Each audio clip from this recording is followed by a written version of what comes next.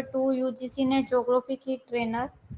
Live class शुरू हो गई है, तो जल्दी से जल्दी अपनी जो लाइव क्लास है वो ज्वाइन करो, ताकि हम अपना जो टॉपिक प्रेशर वाला टॉपिक को कंप्लीट करें और नया जो टॉपिक है एयर मोशन उसको पढ़ें। 2 मिनट वेट कर लेते हैं ताकि सभी जो स्टूडेंट्स है वो ज्वाइन कर ले, और उसके बाद जो क्लास है वो शुरू करते हैं।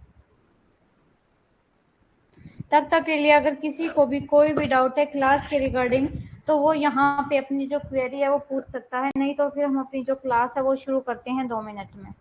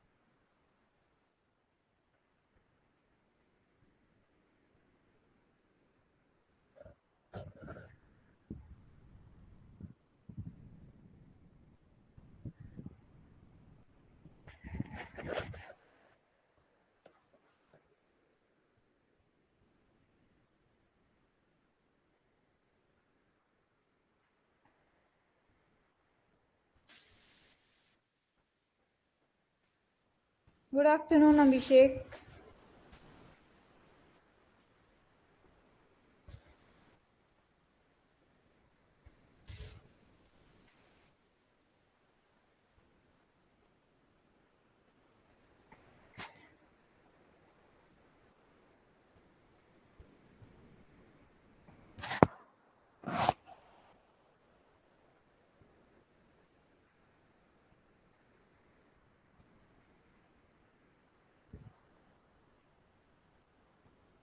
तो 2 मिनट में हम जो है शुरू करने वाले हैं अपना जो टॉपिक है।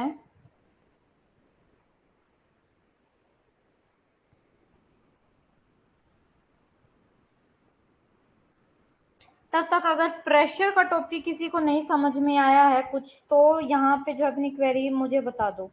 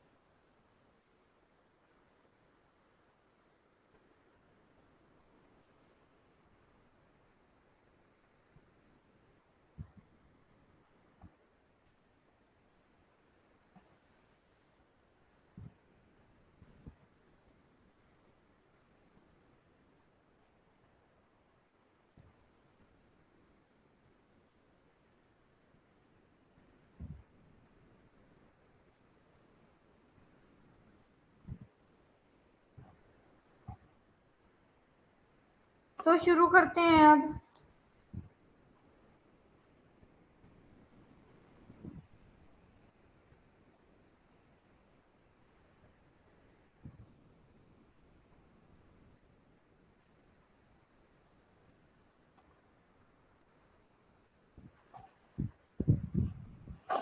तो हमने जो है जो प्रेशर है, प्रेशर के बारे में पढ़ लिया था, ठीक है। प्रेशर का जो वर्टिकल जो डिस्ट्रीब्यूशन है आपका प्रेशर का, कि जैसे जैसे आप ये नीचे से ऊपर की तरफ चलते हो, तो आपका जो प्रेशर है उसमें क्या आ जाता है, डिक्लाइन हो जाता है। और कल मैंने आपको होमवर्क दिया था करने को कि that what is air density. क्या कोई फाइंड आउट करके आया कि एयर डेंसिटी क्या है? किसी ने फाइंड आउट किया कि आपका जो एयर की डेंसिटी है वो क्या होती है?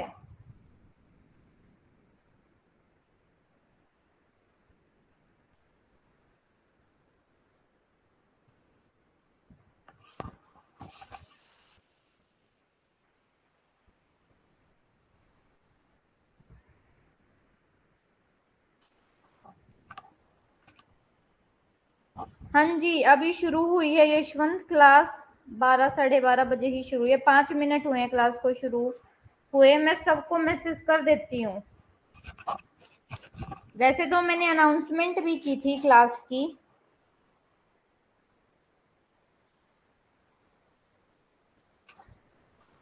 अब आप मुझे सबसे पहले बताओ, क्लास शुरू करने से पहले मैं आपसे क्वेश्चन पूछ रही हूँ कि आप मुझे बताओ कि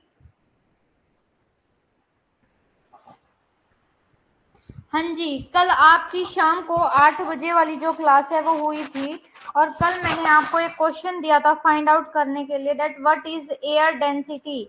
हवा की जो डेंसिटी है वो क्या होती है।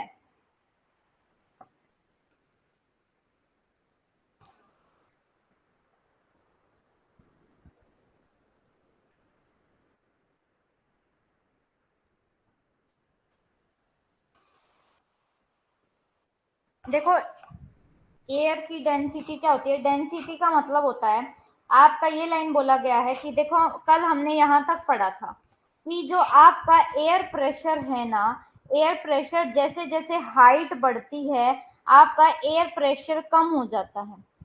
आपकी हाइट बढ़ी, ये आपकी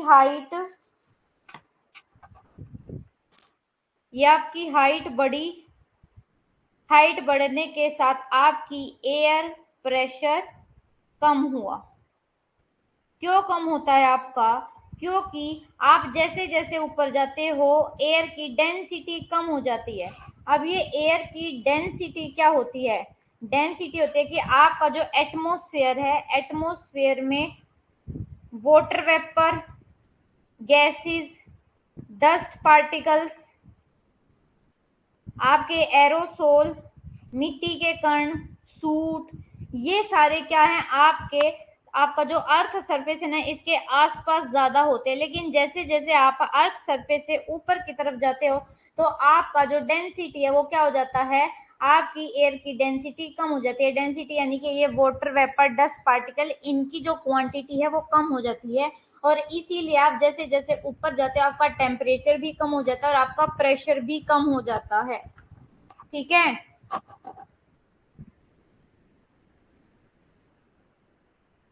अब हम पढ़ेंगे आपका हॉरिजॉन्टल डिस्ट्रीब्यूशन ऑफ प्रेशर। ठीक है,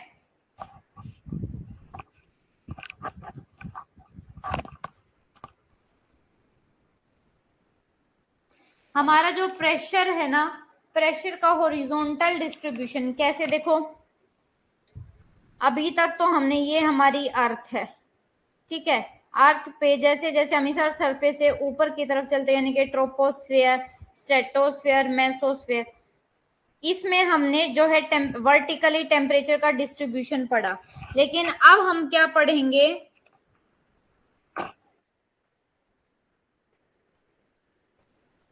अब हम पढ़ेंगे कि ये आपका अर्थ है, इस अर्थ पे ये इक्वेटर है, इस इक्वेटर के साथ साथ हम क्या है पूरे अर्थ पे प्रेशर का जो डिस्ट्रीब्यूशन है वो पढ़ेंगे, यानी कि हर लैटिट्यूड के अकॉर्डिंग हम अर्थ का जो है प्रेशर, एयर प्रेशर के बारे में जानेंगे। और अगर मैं हॉरिजॉन्टल बात करूं तो हॉरिजॉन्टली हमारे ग्लोब पे टोटल 7 प्रेशर बेल्ट हैं। ये नॉर्दर्न हेमिस्फेयर और ये सदर्न हेमिस्फेयर, इस दोनों की प्लेट को, दोनों की बेल्ट को मिला के टोटल 7 बेल्ट हैं। पहले देख लेते हैं, the horizontal distribution of air pressure on globe is studied on the basis of isobar. सबसे पहले तो याद रखना, मैप पर आपकी आइसोबार इमेजिनरी लाइन होती है जो समान प्रेशर वाले स्थानों को मिलाती है।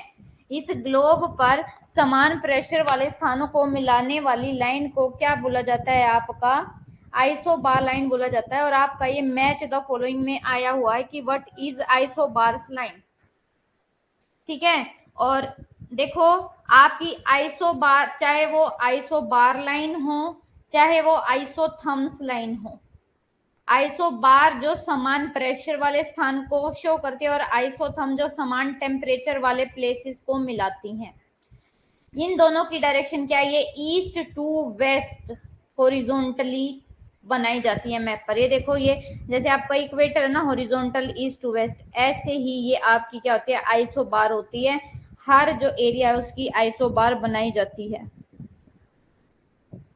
हेलो नीतीश,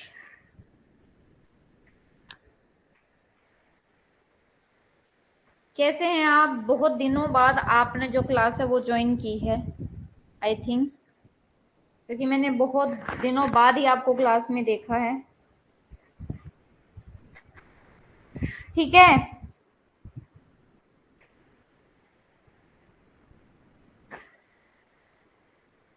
इतने दिन बाद क्लास क्यों ज्वाइन की बेटे?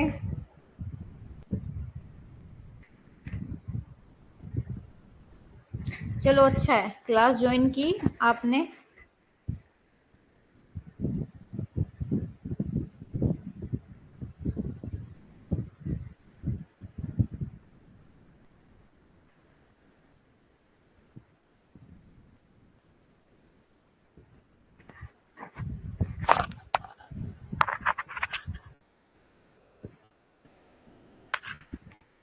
लास्ट में 150 टोटल मार्क्स थे, यानी कि पेपर 1 पेपर 2 के मिला के। कॉन्ग्रेचुलेशन, आपका बीपीएससी टीचर एग्जाम हो गया, तो बहुत खुशी की बात है।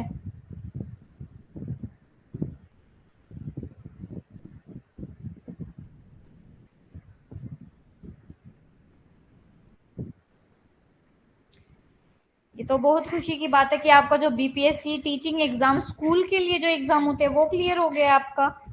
पीजीटी, पीआरटी या टीजीटी, इनमें से कोई हो गया है?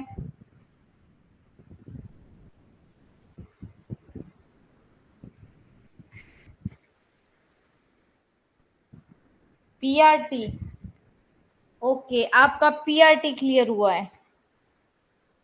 चलो बहुत अच्छी बात है। और मैं अभी भी आपको यही कहूंगी कि आपने अभी अपनी लाइफ में एक जो लेवल है पीआरटी वाला वो पार कर लिया है।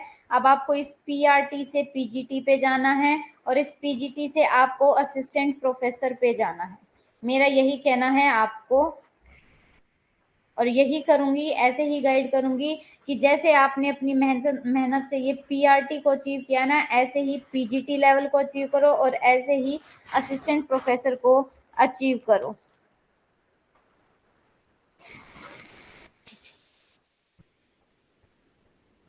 बेटे ये हर state, Bihar public service commission, आपका ना हर स्टेट का है ना, जैसे एग्जाम होते हैं। जैसे अगर मैं अब हरियाणा में हूँ, तो हरियाणा में जो स्कूल की वैकेंसी है, वो स्कूल का जो कमीशन होता है, स्टाफ कमीशन, वो जो है एग्जाम कंडक्ट करवाता है। जैसे एचपीएससी का अभी पीजीटी की, पीआरटी की और पीजीटी के लिए एग्जाम हुए हैं ना, हरियाणा में हुए हैं अभी। ठीक है, और ऐसे ही हरियाणा, अभी हरियाणा में इस साल के लास्ट में या नेक्स्ट ईयर जो है असिस्टेंट प्रोफेसर के लिए 3000 वैकेंसी आने वाली हैं। तो कोशिश करो कि उस 3000 वैकेंसी आने से पहले आपका नेट क्लियर हो जाए, और नेट क्लियर हो जाएगा तो ही आप असिस्टेंट प्रोफेसर का एग्जाम दे पाओगे।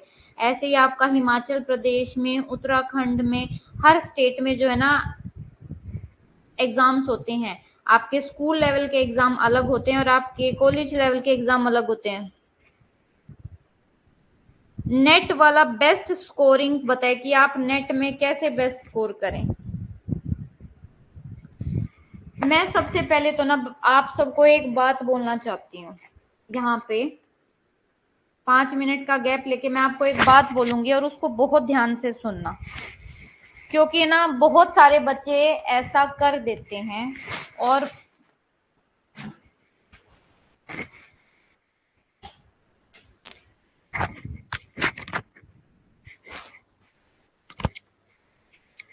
देखो क्या है ना, बहुत सारे बच्चे, जैसे आपका मान लो फर्स्ट अटेम्प्ट में उन्होंने पेपर दिया, असिस्टेंट प्रोफेसर से प्रोफेसर कैसे बनते हैं बेटे? सबसे जो आपकी छोटी पोस्ट होती है वो होती है असिस्टेंट प्रोफेसर, उसके बाद एसोसिएट प्रोफेसर, फिर सबसे बड़ी पोस्ट होती है आपकी प्रोफेसर, और सबसे पहले आपको जो पोस्ट मिलेगी ना वो असिस्टेंट प्रोफेसर की ही मिलेगी, क्योंकि इस एसोसिएट प्रोफेसर के लिए भी आपको 5 से 10 साल का एक्सपीरियंस होना चाहिए और प्रोफेसर के लिए भी आपको 15 से 20 साल का एक्सपीरियंस होना चाहिए। तब आपका क्या होता है, आपका ट्रांसफर होता रहता है, आपकी पोजीशन में अपडेट होता रहता है, तब आप इस प्रोफेसर लेवल पे पहुंचोगे। और एक प्रोफेसर की अगर मैं एवरेज सैलरी बताऊं तो वो 3 लाख महीने की होती है और एक असिस्टेंट प्रोफेसर की सैलरी 1,15,000 से शुरू होती है। और कई यूनिवर्सिटियों में जैसे दिल्ली यूनिवर्सिटी में 80,000 है और एसोसिएट प्रोफेसर की 1,44,000 है। ऐसे ये सैलरी के पैकेज होते हैं। लेकिन आपको इस प्रोफेसर की पोस्ट पे जाने के लिए बहुत ज्यादा कड़ी मेहनत करनी पड़ेगी, सिर्फ नेट से काम नहीं चलेगा। आपको फिर वहां पे आपका एक्सपीरियंस, आपके रिसर्च पेपर, हाँ जी बिल्कुल, प्रोफेसर के लिए आपके पास पीएचडी होना कंपलसरी है। विदाउट पीएचडी वालों को प्रोफेसर में इंक्लूड नहीं किया जाता। विदाउट पीएचडी वाले सिर्फ इस असिस्टेंट प्रोफेसर में ही अप्लाई कर सकते हैं, ना वो एसोसिएट प्रोफेसर के लिए कर सकते हैं, ना वो प्रोफेसर के लिए कर सकते हैं। क्योंकि असिस्टेंट प्रोफेसर हमारा, असिस्टेंट प्रोफेसर सबसे बेसिक लेवल का जो होता है, सबसे बेसिक लेवल की पोस्ट होती है, उसमें आपको सिर्फ नेट, और अगर आपका जीआरएफ है और अगर आपको अच्छा स्कोर करना है तो आप रिसर्च पेपर पब्लिश करवा सकते हो, साथ ही साथ आप अपना पीएचडी भी कर सकते हो, तो भी आप असिस्टेंट प्रोफेसर के लिए और अच्छे मार्क्स हो जाएंगे। बट एक नेट वाला बच्चा भी असिस्टेंट प्रोफेसर के लिए एलिजिबल है, बट एसोसिएट प्रोफेसर और प्रोफेसर के लिए एलिजिबल नहीं है। और हाँ, अगर आप बेटे सुनो यशवंत, अभी पता है क्या हुआ है, मैं तुम्हें पूरा बताती हूँ। अभी 1 जुलाई से असिस्टेंट प्रोफेसर के लिए जो पीएचडी है ना वो हटा दी गई है।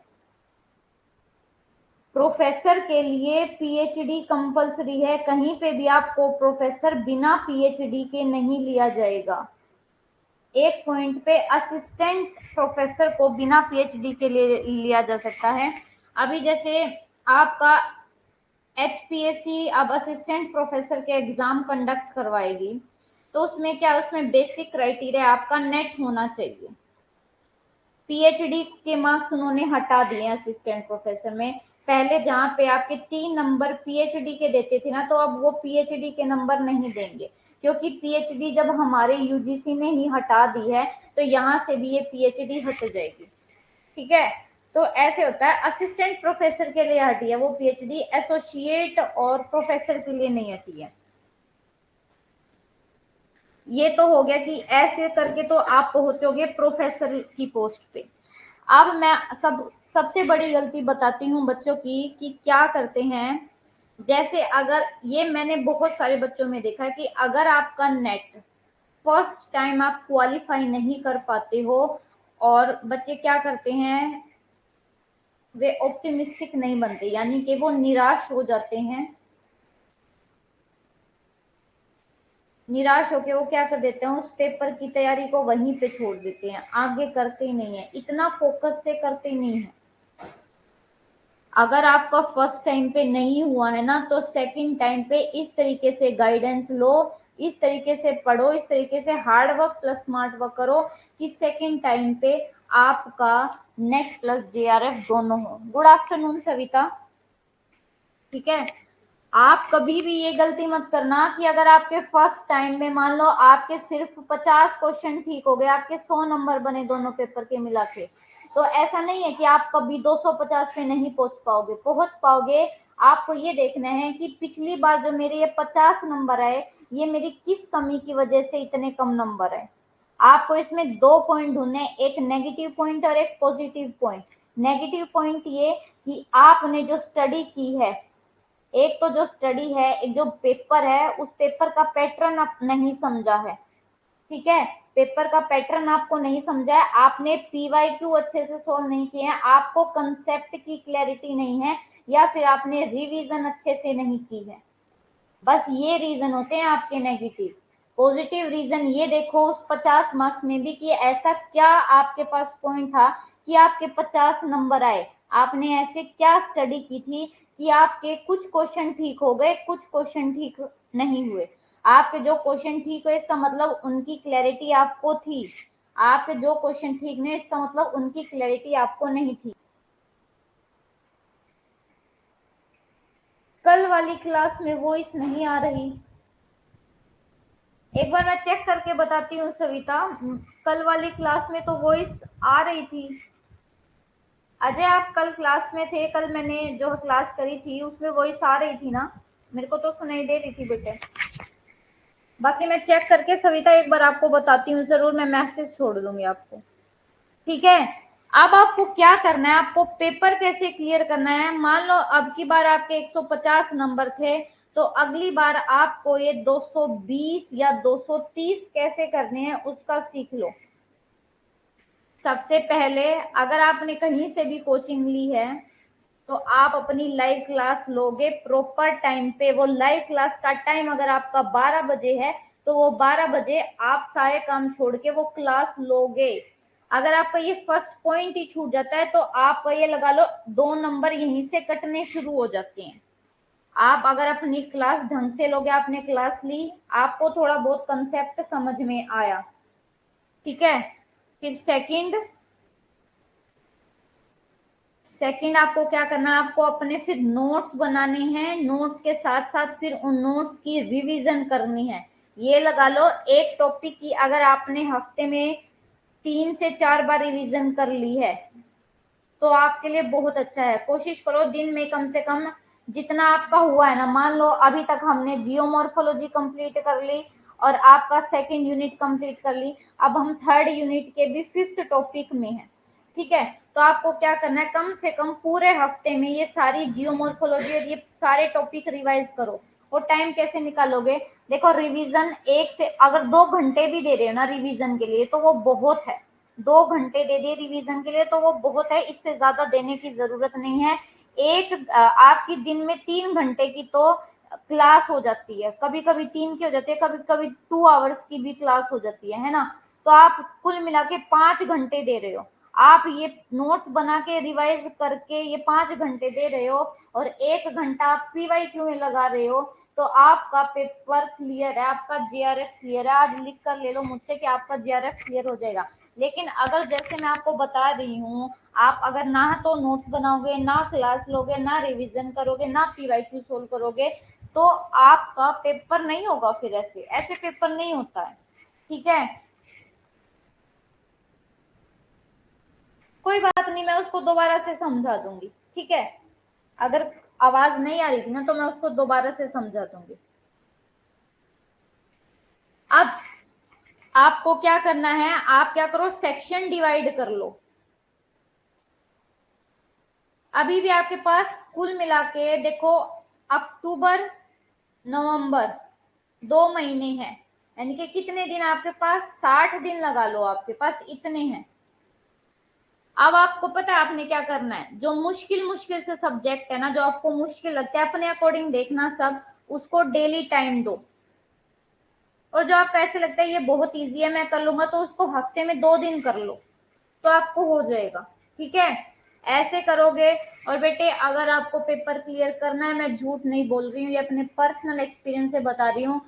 मैं जब पेपर देखती थी फर्स्ट शुरू शुरू में तो मुझे समझ नहीं आता था कि ये क्वेश्चन कैसे सोल्व होंगे, लेकिन जैसे जैसे मैंने पढ़ा और मैंने कोचिंग ली तो मेरे को बहुत अच्छे से क्लियर हो गया था, ठीक है। और वैसे ही मैं कोशिश करती हूँ कि आपको भी वैसे ही क्लियर करूं, और आपको जो है कंसेप्ट क्लियरिटी होनी चाहिए। जब कंसेप्ट क्लियरिटी हो जाएगी ना तो आप हर क्वेश्चन को इजीली टारगेट कर दोगे। और पेपर को भी सोल्व करने का एक तरीका है, वो भी मैंने बताया। जब आपकी 100% आप रिवीजन करके और पीवाईक्यू लगा के जाओगे तो आगे वाला आपका स्टेप है सेकंड, कि आपको पेपर कैसे सोल्व करना है।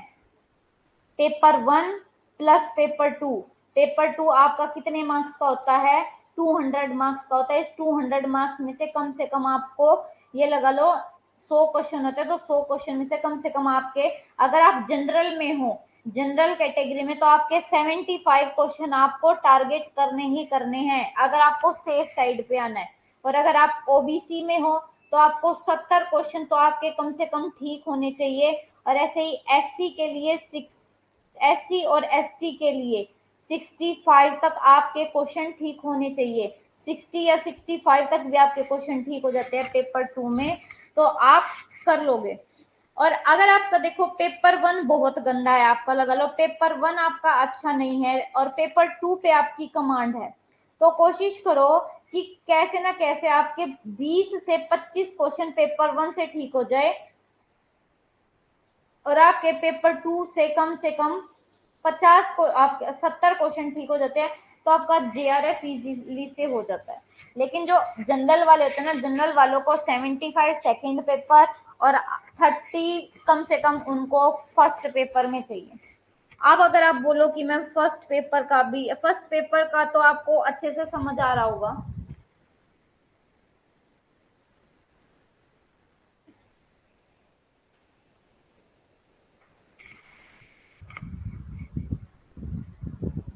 तो ऐसे आप जब टारगेट करके आपको अपने टारगेट बनाने हैं और वो टारगेट आप खुद अचीव करोगे। जब तक टारगेट सेट नहीं करोगे आप अपने नेक्स्ट लेवल पे नहीं पहुंच पाओगे। ये याद रखो। आप अगर एक दिन भी पढ़ाई छोड़ रहे हो, एक दिन भी आपका गैप आ रहा है ना, तो आपका 2 नंबर दिन के कटते जा रहे हैं और 2 नंबर भी आपके लिए बहुत इंपॉर्टेंट है। मैं आपको सच बता रही हूँ कि एक एक नंबर इंपॉर्टेंट है। एक नंबर आपकी लाइफ बदल सकता है।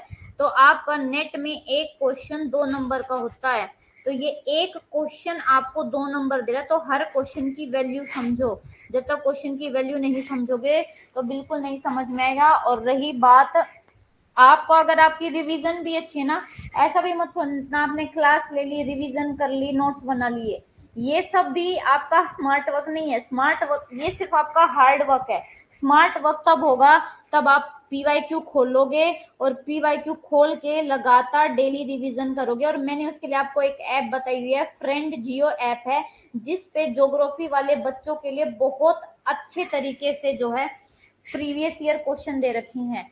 आपको वहां पे जियोमॉर्फोलॉजी के अलग पीवाईक्यू मिलेंगे हर 2009 से 2023 तक, और सारे सेट सब कुछ उस पे अपलोडेड है सिर्फ ज्योग्राफी वाले बच्चों के लिए, और वो फ्री ऑफ कॉस्ट है। उसके लिए आपको पैसे भी नहीं देने। जैसे आप देखते हो ना, हर ऐप पे पहले आपको पैसे देने पड़ते हैं, लेकिन वहां पे आपको कोई पैसे नहीं देने, वो फ्री ऑफ कॉस्ट है। और आपको वहां पे सारे पीवाईक्यू इजीली अवेलेबल है। और आपके वहां पे साथ ही साथ आपको पेपर 1 के भी अवेलेबल हैं और पेपर 2 का सिर्फ ज्योग्राफी वाले बच्चों के लिए। तो आपको क्या करना है, वो ऐप डाउनलोड कर लेनी है। और साथ ही साथ मैंने आपको बताया था, देखो ऐसा जरूरी नहीं है कि सब कुछ आपको फिलर फॉर्म से मिलेगा। फिलर फॉर्म से जो मिल रहा है वो पढ़ो, लेकिन नॉलेज का सोर्स एक ही रखो। क्वेश्चन सोल्व करने के लिए मैं बता रही हूँ, जैसे अब आपने कोचिंग मुझसे ले ली तो यहीं से रखो। अगर हर जगह जाओगे तो आप सबका मैटर अलग अलग लगेगा। एक सोर्स रखोगे, पर्टिकुलर उसे डिटरमिन होके पढ़ोगे तो डेफिनेटली क्लियर होगा।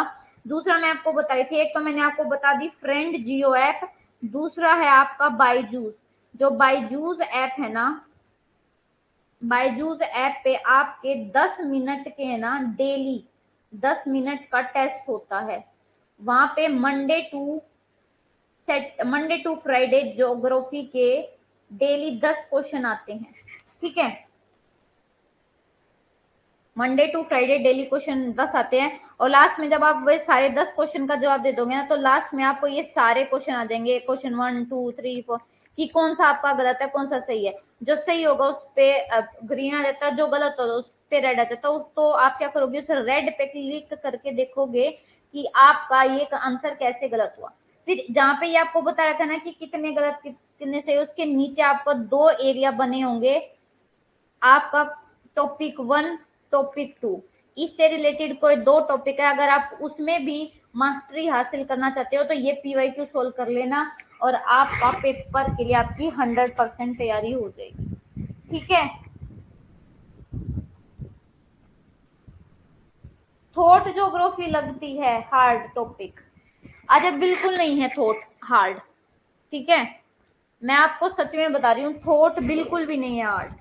मैं आपको इस बार जो ना और अच्छे से समझाऊंगी। थॉट थॉट में तो बहुत ही लिमिटेड टॉपिक है। थॉट में तो है ही क्या, थॉट में आपका ग्रीक जोग्राफर आपको पढ़ने हैं, ज्यादा वे भी नहीं है। ग्रीक के बाद आपको कौन से पढ़ने हैं? ग्रीक के बाद आपके रोमन है, रोमन बस आपके 5 जोग्राफर हैं।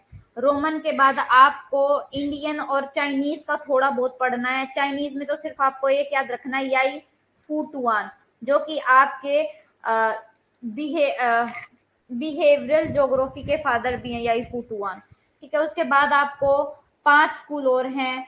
जर्मन स्कूल, फिर आपका फ्रेंच स्कूल, ब्रिटिश स्कूल, आपका अमेरिकन स्कूल। ये 4 स्कूल पढ़ के फिर आपको पर्सपेक्टिव पढ़ने हैं। क्वांटिटेटिव रिवॉल्यूशन क्या है, पॉजिटिविज्म क्या है, आपका बिहेवियरलिज्म क्या है, ह्यूमैनिज्म क्या है। बस इसमें आपको ना इनके जो प्रोपाउंडर है ना, उनके नाम याद रखने हैं। आपसे पेपर में ये पूछ लिया जाता है कि जो ह्यूमैनिज्म है, ह्यूमैनिज्म के सपोर्टर कौन है, उसमें एक पॉजिटिविज्म वाले का नाम डाल देंगे। अगर आपको ह्यूमैनिज्म के सभी सपोर्टर का नाम पता होगा तो आप इजीली फाइंड आउट कर लोगे कि ये तो पॉजिटिविज्म का ये सही आंसर है ना। तो ऐसे क्वेश्चन टारगेट करके करोगे तो हो जाएगा, हार्ड नहीं है। थॉट ज्योग्राफी सबसे इजी है, पूरे ज्योग्राफी का सबसे इजीएस्ट पार्ट थॉट है। एक बार आपको उनका याद हो गया ना, जैसे ना कुछ फेमस बुक होती है वही पूछी जाती है, और कभी कभी वो आपको कंफ्यूज करने के लिए ना कोई ऐसी बुक का नाम डाल देंगे ऑप्शन में। जैसे 3 ऑप्शन तो वो आपको पुराने ही दे देंगे, एक ऑप्शन वो नया डाल देंगे। अगर आपको ये 3 ऑप्शन भी आते तो नया ऑप्शन नहीं भी आता तो क्या फर्क पड़ता है, इन 3 से तो काम चल जाएगा ना आपका। ठीक है, ऐसे पेपर आपको सोल्व करना है। हाँ जी, बिल्कुल रटने वाला टॉपिक है थॉट। थॉट समझने वाला नहीं है, थॉट में कुछ भी समझने वाला नहीं है। थॉट में एक आधा जो वर्ड होता है ना वो समझाने वाला होता है। जैसे उसमें पेज वर्ड है, आता है आपका पेज, आपके फ्रेडरिक रेटजेल ने दिया है, जिनको हम क्या बोलते हैं, होमोजीनियस एरियाज, होमोजीनियस रीजन बोलते हैं। तो आपको वो पढ़ने हैं। ठीक है, वो अभी इसके बाद हम ओशनोग्राफी करके फिर थॉट शुरू कर दूंगी, ताकि थॉट आपका 5-6 दिन में कवर करवा के, ताकि आपको टाइम मिल जाए 2 महीने की रिवीजन का, नोट्स बनाने का, आपका अच्छे से हो जाएगा। और आपके जो नोट्स है ना इंसोलेशन के, टेम्परेचर के, मैं इस क्लास के बाद अपलोड कर दूंगी। ठीक है, अब शुरू करते हैं ये topic, horizontal distribution of air pressure. अभी आप ये मत सोचो कि आपका एग्जाम में क्या रहा है, क्या होगा या नहीं होगा। आपको बस ये सोचना है कि हमने एग्जाम फोड़ के आना है, हमने एग्जाम बस लेकर ही आना है, हमारा जीआरएफ है, हमें छीन कर लेकर आना है। ठीक है, आपको बस इस मोटिव से जाना है। ओके, हाँ जी बिल्कुल। तो अब शुरू करते हैं आगे, ये horizontal distribution of air pressure and pressure belt. अब आपका हॉरिजॉन्टल का मतलब होता है क्षैतिज।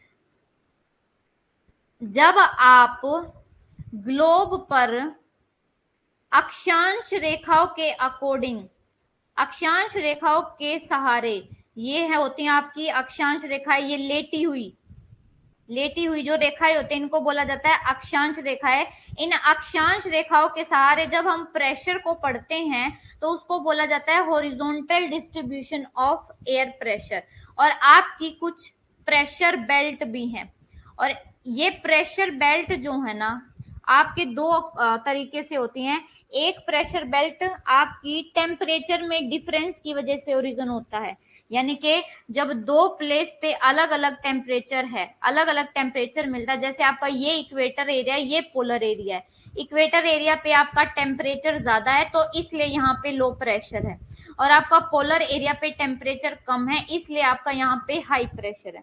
तो यहाँ पे इक्वेटर पे और पोलर एरिया पे तो आपका टेम्परेचर की वजह से प्रेशर में डिफरेंस आया है, लेकिन आपका बीच के ये जो 2 बच गए, आपका कौन सा बच गया, एक तो आपका ट्रॉपिकल और सब ट्रॉपिकल एरिया बच गया ना। यहाँ पे प्रेशर में डिफरेंस किसकी वजह से आता है वो अभी आगे बताऊंगी। डायनेमिकली, यानी कि टेम्परेचर की वजह से यहाँ पे प्रेशर में वेरिएशन नहीं आता, कोई और फैक्टर्स हैं जिसकी वजह से यहाँ पे टेम्परेचर में वेरिएशन आता है।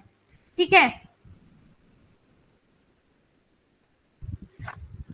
अब ये कह रहे हैं the horizontal distribution of air pressure on the globe is studied on the basis of isobars. Isobars का हिंदी में होता है समदाब रेखाएं, यानी हिंदी में यहाँ पे भी देख लो कि ग्लोब पर वायुदाब के क्षैतिज वितरण का अध्ययन आइसोबार्स के आधार पर यानी कि समदाब रेखाओं के आधार पर किया जाता है। और ये कहते हैं सामान्यीकरण, आपने एक ये सामान्यीकरण या जनरलाइजेशन वर्ड सुना होगा।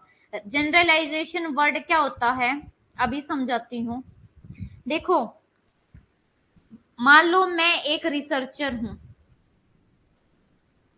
और मैंने ना एक खुद से एक वर्ड को, एक कंसेप्ट को सीखा मैंने कि भाई अगर मैं गैस पर पानी गर्म होने के लिए रखती हूँ तो वो जो पानी जब गर्म होता है ना तो उसमें एक एनर्जी लगती है, उसका नाम है लेटेंट हीट। ये मुझे पता चला सिर्फ जब तक मैं इस बात को, इसको जब ये सिर्फ क्या था तब तक ये मेरे पास ही था, लेकिन जब मैं इस बात को अपने आसपास के बंदे या किसी और के साथ या बुक में प्रिंट कर देती हूँ, सबके साथ शेयर कर लेती हूँ ना, तो उसको बोला जाता है जनरलाइजेशन।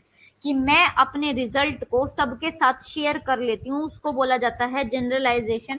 और जनरलाइजेशन आपके रिसर्च में भी होता है। आप रिसर्च एप्टीट्यूड पढ़ते हो ना, उसमें सुना होगा आपने जनरलाइजेशन।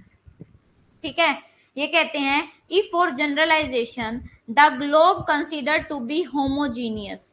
ठीक है, ये कहते हैं कि हमने जो पूरा ग्लोब है ना, पूरे ग्लोब को क्या माना है, होमोजीनियस, की सेम है, या तो भूमि पार्ट है या पानी वाला पार्ट है।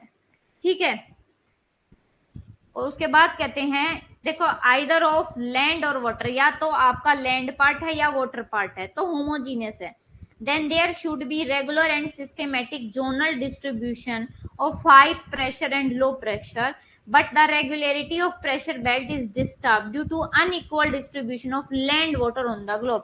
अब यहां से आपका रीजन असर्शन का क्वेश्चन आ सकता है। कैसे?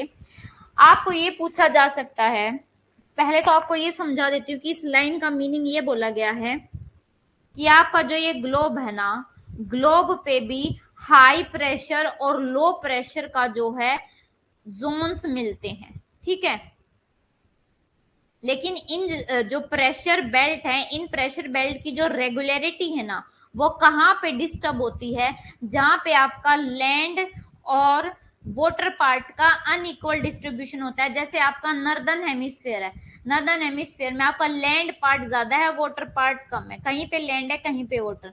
और सदर्न हेमिस्फीयर में भी क्या है, आपका वाटर पार्ट ज्यादा और आपका लैंड पार्ट कम है।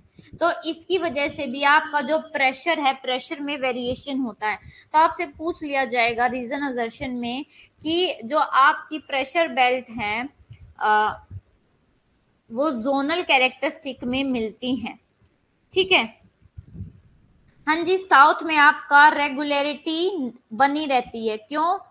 क्योंकि आपका जो सर्दर्न हेमिस्फीयर है ना, यानी कि दक्षिणी गोलार्ध, वहां पे पानी ज्यादा है, पानी की क्वांटिटी ज्यादा है, इसलिए यहाँ पे आइसोबार्स भी क्या है, स्ट्रेट है, इनमें ज्यादा ऐसे डेविएशंस नहीं आते हैं। ऐसे डेविएशन कहाँ पे आएंगे, जहां पे आपका लैंड और वाटर पार्ट का अनइक्वल डिस्ट्रीब्यूशन होगा ना, वहां पे ऐसे डेविएशंस आएंगे।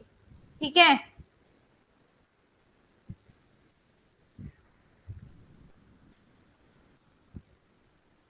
ये बात याद रखना कि आपकी जो प्रेशर बेल्ट है, इनकी रेगुलरिटी कहाँ पे खत्म होती है, जहां पे आपका लैंड और वाटर का अनइक्वल डिस्ट्रीब्यूशन होता है ना, तो वहीं पे हमारी प्रेशर बेल्ट की जो डिस्ट्रीब्यूशन है वो खत्म हो जाता है, डिस्टर्ब होता है, खत्म नहीं डिस्टर्ब हो जाता है।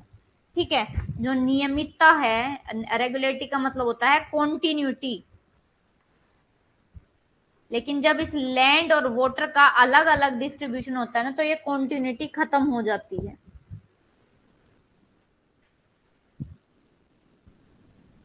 अब आगे देखो ये क्या कहते हैं, the pressure belts are discontinued in the northern hemisphere and several center of pressure belts are developed, but the pressure belt are formed more or less in regular pattern in southern hemisphere. आप देखो ये क्या कहते हैं, जो आपकी उत्तरी गोलार्ध है ना, ये आपका पृथ्वी है, पृथ्वी में ये उत्तरी गोलार्ध है और ये आपका दक्षिणी गोलार्ध है।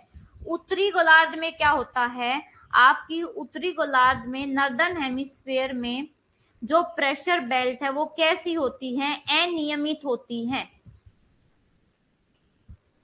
और ये दक्षिणी गोलार्ध में नियमित होती है। रीजन क्या है, रीजन वही कि यहाँ पे लैंड का और वाटर का अनइक्वल डिस्ट्रीब्यूशन है, जबकि आपके साउथ पार्ट में वाटर की अवेलेबिलिटी ज्यादा है।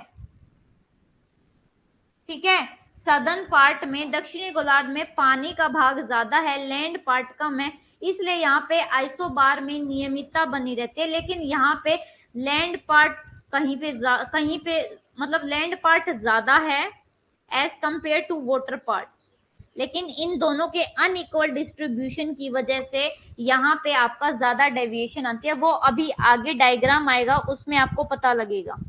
ठीक है, अब देखो कुछ आपके मॉडल्स दे रखे हैं सर्कुलेशन के मॉडल्स, ये आपको सारे याद नहीं रखने, बस आपको ये नेम याद रखने, ये सारे पढ़ने नहीं है, एग्जाम के व्यू से सारे इंपॉर्टेंट नहीं है। ठीक है,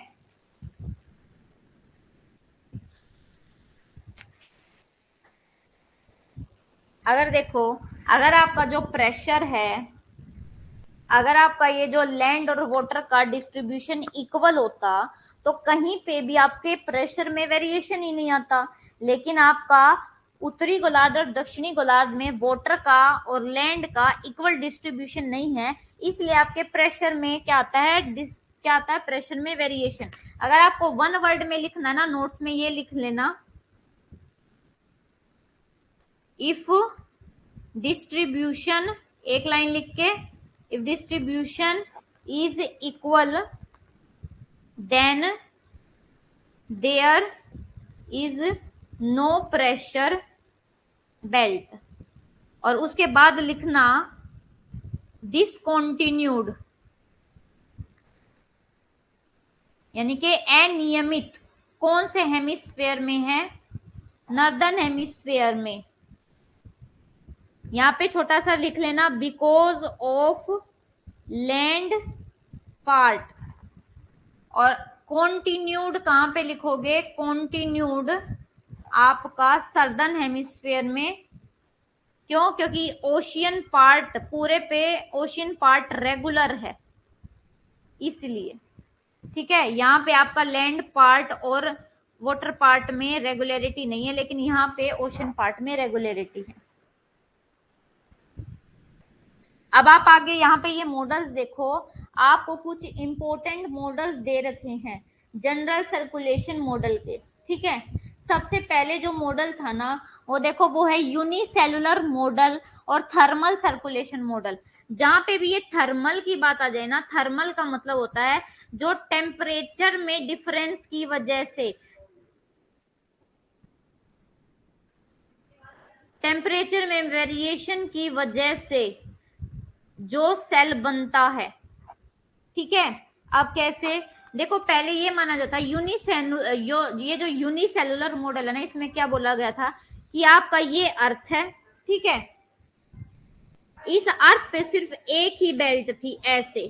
कैसे, ये बेल्ट का ओरिजिन कैसे हुआ वो बताती हूँ। यहाँ पे आपका ये क्या है, 0 डिग्री इक्वेटर, यहाँ पे सन क्या चमकता है, डायरेक्ट चमकता है, तो यहाँ पे टेम्परेचर तो ज्यादा होता है, और टेम्परेचर ज्यादा होने की वजह से यहाँ पे लो प्रेशर हो जाता है, और यहाँ पे आपका टेम्परेचर कम मिलता है। टेम्परेचर कम होने की वजह से यहाँ पे जो प्रेशर है वो हाई प्रेशर रहता है। तो इसलिए आपका ये सेल कैसे, और सॉरी, ये जो आपका सेल है कैसे चलता है, यहाँ पे हवा सिर्फ इस पूरे उत्तरी गोलार्ध में एक ही तरीके की हवा चलती है, यानी कि हाई प्रेशर से लो प्रेशर की तरफ, और आपका ये एक सेल बनता है। लेकिन अब जनरली क्या बोला गया, आपके 3 सेल बताए गए हैं, आपका हेडले सेल, फेरल सेल और पोलर सेल बताए गए ना, ये अभी पढ़ेंगे। ठीक है, ये सिर्फ ये किसकी वजह से ये ओरिजिन हुआ है, ये आपके टेम्परेचर की वजह से। जब टेम्परेचर में डिफरेंस है ना, तो उसकी वजह से सिर्फ पूरी पृथ्वी पे एक ही सेल बनता है, उत्तरी गोलार्ध में और दक्षिणी गोलार्ध में। तो ये होता है आपका यूनिसेलुलर मॉडल। ठीक है, ये नॉन रोटेटिंग अर्थ पे था, यानी कि आपकी अर्थ की कोई रोटेशन नहीं हो रही थी इसमें। ऐसे ही आपका वेव थ्योरी दे रखी है, आपकी ग्लोबल कंप्यूटर मॉडल्स हैं, try cellular meridional circulation model है। अब आपको ये समझना है यूनिसेलुलर मॉडल और थर्मल सर्कुलेशन मॉडल। ठीक है, ऑन अ रोटेटिंग अर्थ।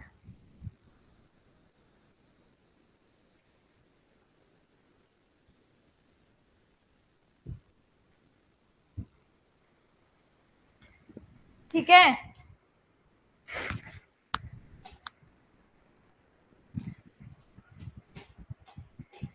अब इससे पहले, ये पढ़ने से पहले हम क्या देखेंगे, मैं आपको एक डायग्राम दिखा रही हूँ, वो डायग्राम देखना।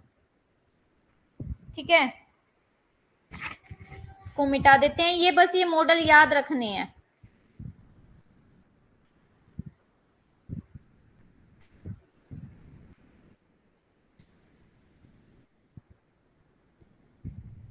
वो जो आपको मैंने यूनिसेलुलर मॉडल अभी जो समझाया ना, ये वही है कि ये नॉन रोटेटिंग अर्थ का है, नॉन रोटेटिंग अर्थ पर, जब आपकी अर्थ रोटेट नहीं कर रही है। तो देखो, ये आपका क्या है, ये आपका इक्वेटर है। ठीक है, ये 0 डिग्री है, ये उत्तरी गोलार्ध, ये दक्षिणी गोलार्ध। इक्वेटर पे टेम्परेचर, इक्वेटर पे टेम्परेचर क्या है, ज्यादा, और आपका प्रेशर क्या हो जाएगा, लो प्रेशर।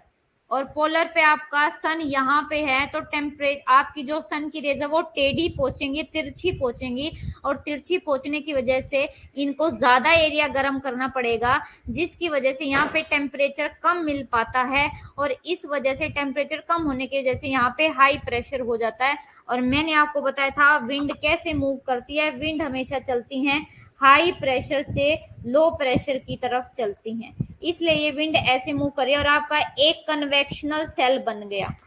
ठीक है, हाँ जी बिल्कुल, लो आपका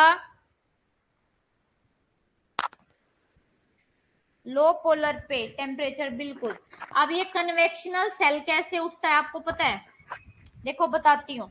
ये आपको रेड से दिख रहा है ना, रेड से ये क्या दिख रहा है, आपका यहाँ पे टेम्परेचर ज्यादा है, इक्वेटर पे प्रेशर क्या है, कम है। यहाँ पे जो आपकी एयर होगी ना, एक मैंने डिफरेंस याद रखना, एयर कैसी होती है, एयर में जब आपकी ऐसे वर्टिकल मूवमेंट होती है तो उसको बोला जाता है एयर, और जब आपकी ऐसे हॉरिजॉन्टल मूवमेंट होती है तो इसको बोला जाता है विंड। और जब आपकी एटमॉस्फेयर में वर्टिकल और हॉरिजॉन्टल दोनों मूवमेंट होती है, तो दोनों मिक्स मूवमेंट होती है, इसको बोला जाता है एटमॉस्फेरिक सर्कुलेशन, यानी कि क्या बोला जाता है आपका, वायुमंडलीय परिसंचरण बोला जाता है इसको। ठीक है, अब आपकी जो यहाँ पे एयर होती है ना, एयर क्या होगी, यहाँ पे जब टेम्परेचर ज्यादा इक्वेटर पे, तो एयर क्या हो जाती है, गर्म हो जाती है, गर्म होके हल्की होगी। देखो ये गर्म होके हल्की हुई, और हल्की होके ऐसे ऊपर उठ गई। ठीक है, अब एक पॉइंट पे ये ऊपर उठेगी, ऊपर उठेगी, क्या होती जाएगी, एक पॉइंट पे ये ठंडी होगी, ठंडी होके नीचे बैठेगी, और आपका जहाँ पे हाई प्रेशर होता है ना, वहां पे हमेशा विंड नीचे बैठती है। ठीक है,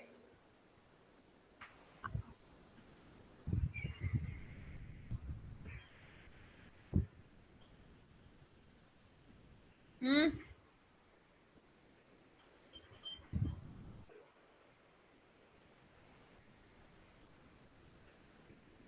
आया समझ में आपको।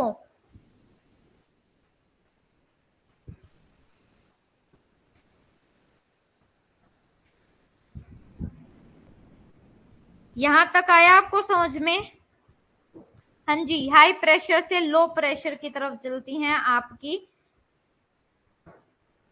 इससे पहले मैंने कल वो डायग्राम समझाया था, आपको नहीं समझ में आएगा क्योंकि कल वॉइस ब्रेक होके आ रही थी।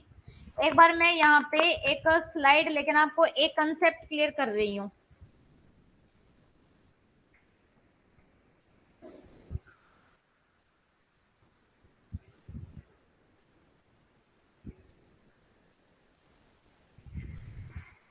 एक बार मैं एक खाली पेज ले लेती हूँ आपके लिए।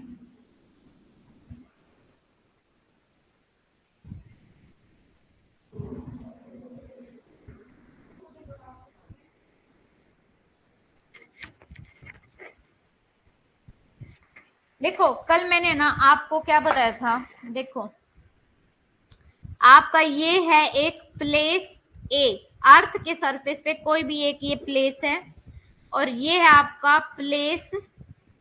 देखो ये जो समझा रहे हैं इसको ध्यान से समझना। अगर आपको ये समझ में आ गया तो इससे आपको एल नीनो समझ में आ जाएगी, इससे आपको मॉनसून समझ में आ जाएगा।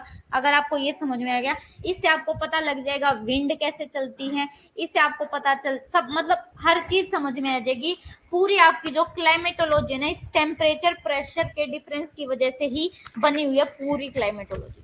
अब मान लो ये जो प्लेस ए है ना, इस प्लेस ए पे टेम्परेचर है 50 और इस प्लेस बी पे टेम्परेचर है आपका 10 डिग्री सेल्सियस। ठीक है, तो जब यहाँ पे टेम्परेचर ज्यादा है तो मैंने आपको बताया था टेम्परेचर में और प्रेशर में इनवर्स रिलेशनशिप होता है। यहाँ पे टेम्परेचर इतना ज्यादा, तो मान लो प्रेशर यहाँ पे हो गया 10 और यहाँ पे प्रेशर हो गया 50। ठीक है, यानी कि यहाँ पे आपका हो गया हाई टेम्परेचर लो प्रेशर, और यहाँ पे हो गया आपका लो टेम्परेचर हाई प्रेशर। आप देखो सबसे पहले इस प्लेस पे क्या होगा ना, यहाँ पे आपकी जो एयर होगी, एयर में कैसी मूवमेंट होती है, वर्टिकल मूवमेंट होती है।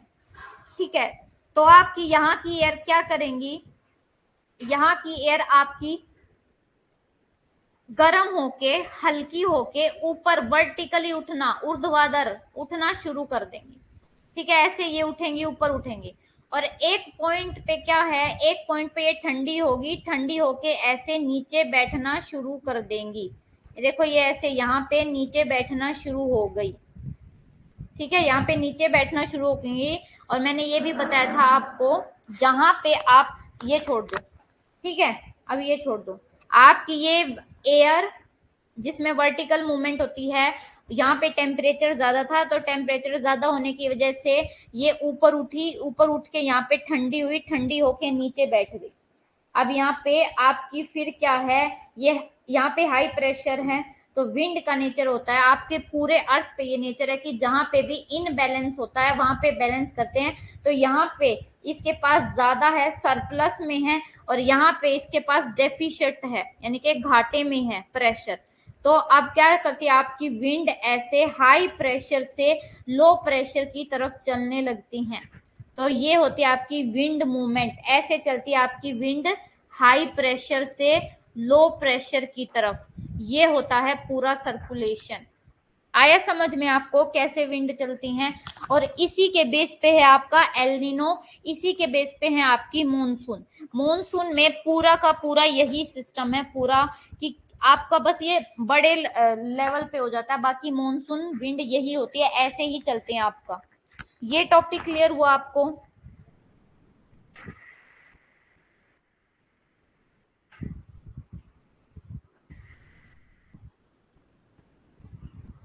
जहां पे भी आप नोट्स बनाओ ना, ये नॉर्मल कंडीशन है आपकी, नॉर्मल कंडीशन है आपकी। ये मॉनसून में यही कंडीशन होती है, लेकिन एल नीनो में इसके अपोजिट हो जाती है, वो मैं बता दूंगी आपको जब एल नीनो पढ़ेंगे। लेकिन ये नॉर्मल कंडीशन आपको याद रखनी है, इसको जहां पे भी अपने नोट्स बनाओ अभी साथ में कॉपी में उतार लो ताकि आपको याद रहे।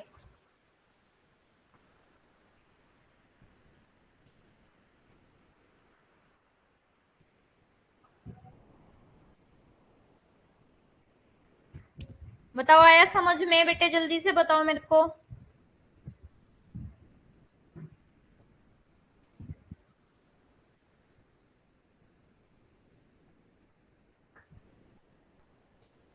ये समझाया था मैंने कल आपको, जब आपको वॉइस नहीं आ रही थी ना, ये मैंने आपको समझाया था। ठीक है,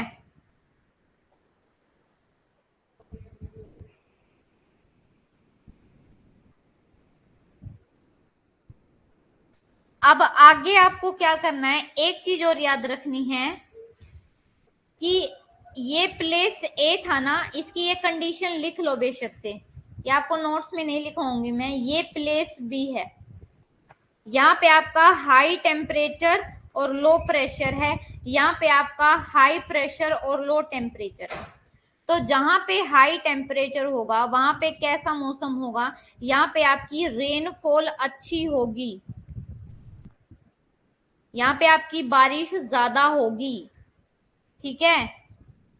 यहाँ पे आपकी वेजिटेशन, जब बारिश अच्छी है तो वेजिटेशन भी ज्यादा मिलेगी आपको यहाँ पर, ठीक है। वही अगर यहाँ पे देखोगे तो जहाँ पे हाई प्रेशर होता है ना, वहां पे विंड नीचे बैठती है, और जहां पे भी विंड नीचे बैठेंगी वहां पे हाई प्रेशर हो जाएगा, और आपका विंड का जो टेम्परेचर है वो भी बढ़ जाएगा। और उसके बाद क्या होता है, प्लेस का टेम्परेचर नहीं, ये विंड जो नीचे बैठती है ना, विंड, इनका टेम्परेचर बढ़ जाता है। जब आपकी विंड नीचे बैठती है ना, बैठती हुई विंड का टेम्परेचर हमेशा क्या होता है, हमेशा ज्यादा होता है। जब आपका विंड का टेम्परेचर ज्यादा होगा तो ये बैठती हुई विंड कभी भी बारिश नहीं करेंगी, इसलिए यहाँ पे डेजर्ट कंडीशन होती हैं। यहाँ पे क्या होती है, डेजर्ट कंडीशन होंगी, जो हवा नीचे बैठेंगी वहां पे कैसी कंडीशन होगी, desert condition, no vegetation, no rainfall, और आपका यहाँ पे क्लाउडी मौसम रहेगा, यहाँ पे क्लियर स्काई रहेगा, ठीक है। ये ऐसे पॉइंट टू पॉइंट जोड़ के चलो तब आपको समझ में आएगा।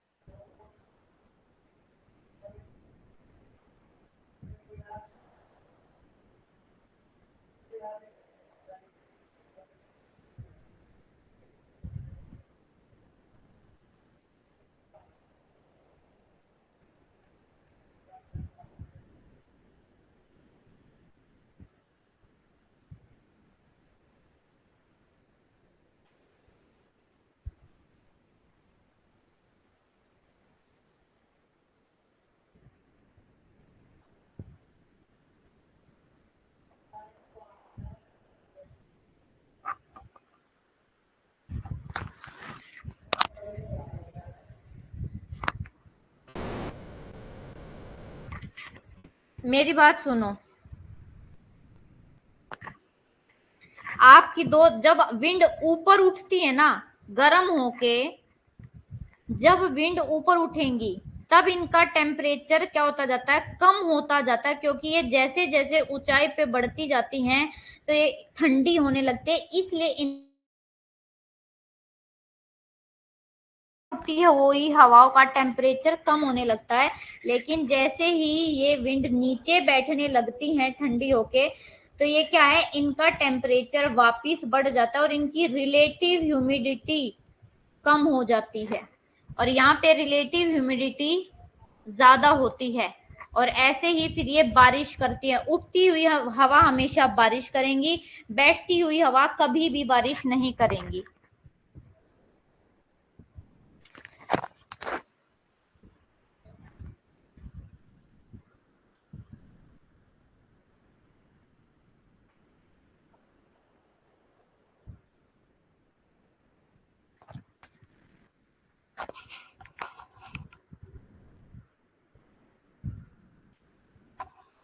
बेटे आप कंफ्यूज हो रहे हो, मेरी बात सुनो। यहाँ पे जो आपका, यहाँ पे सन ज्यादा मिल रहा था तो यहाँ पे टेम्परेचर ज्यादा, लेकिन ये हवा जब इस ग्राउंड सरफेस से ऊपर की तरफ चलने लग जाएंगी तो इनका ये तापमान भी तो कम हो जाएगा। ये अब यहीं पे थोड़ी रहेंगी, अगर ये यहीं पे रहेंगी तो ही इनका टेम्परेचर ज्यादा होगा, लेकिन जब ये इस ग्राउंड को छोड़ के ऊपर एटमॉस्फेयर में चली जाएंगी तो इनका टेम्परेचर कम होने लगेगा, और जैसे ही फिर ये नीचे उतरती हैं वापिस इस ग्राउंड सरफेस की तरफ वापस नीचे होते तो इनका टेम्परेचर फिर से बढ़ने लगता है। जब ऊपर उठेंगे ना, इस ग्राउंड सरफेस से ऊपर जाए। अच्छा क्या, एक मुझे एक बात बताओ, आप कभी पानी गर्म करते हो, वो पानी गर्म करने के बाद कभी ठंडा ही नहीं होता है क्या? जब आप उससे रोड हटा देते हो, रोड निकाल देते हो, तो वो पानी ठंडा तो हो जाता है ना। यही सेम अप्लाई करना है आपको।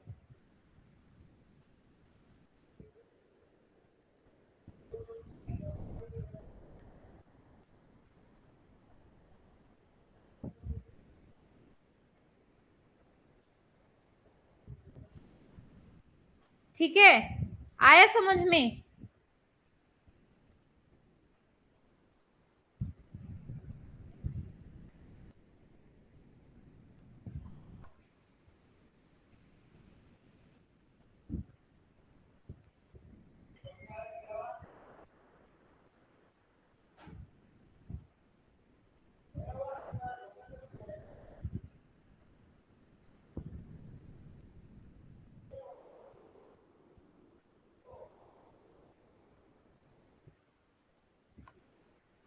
हाँ, अब चलते हैं आगे। अब आपको सारी चीज क्लियर होगी। देखो, अब आप जो जो पढ़ रहे हैं ना, उनको रिलेट करके चला करो, ठीक है।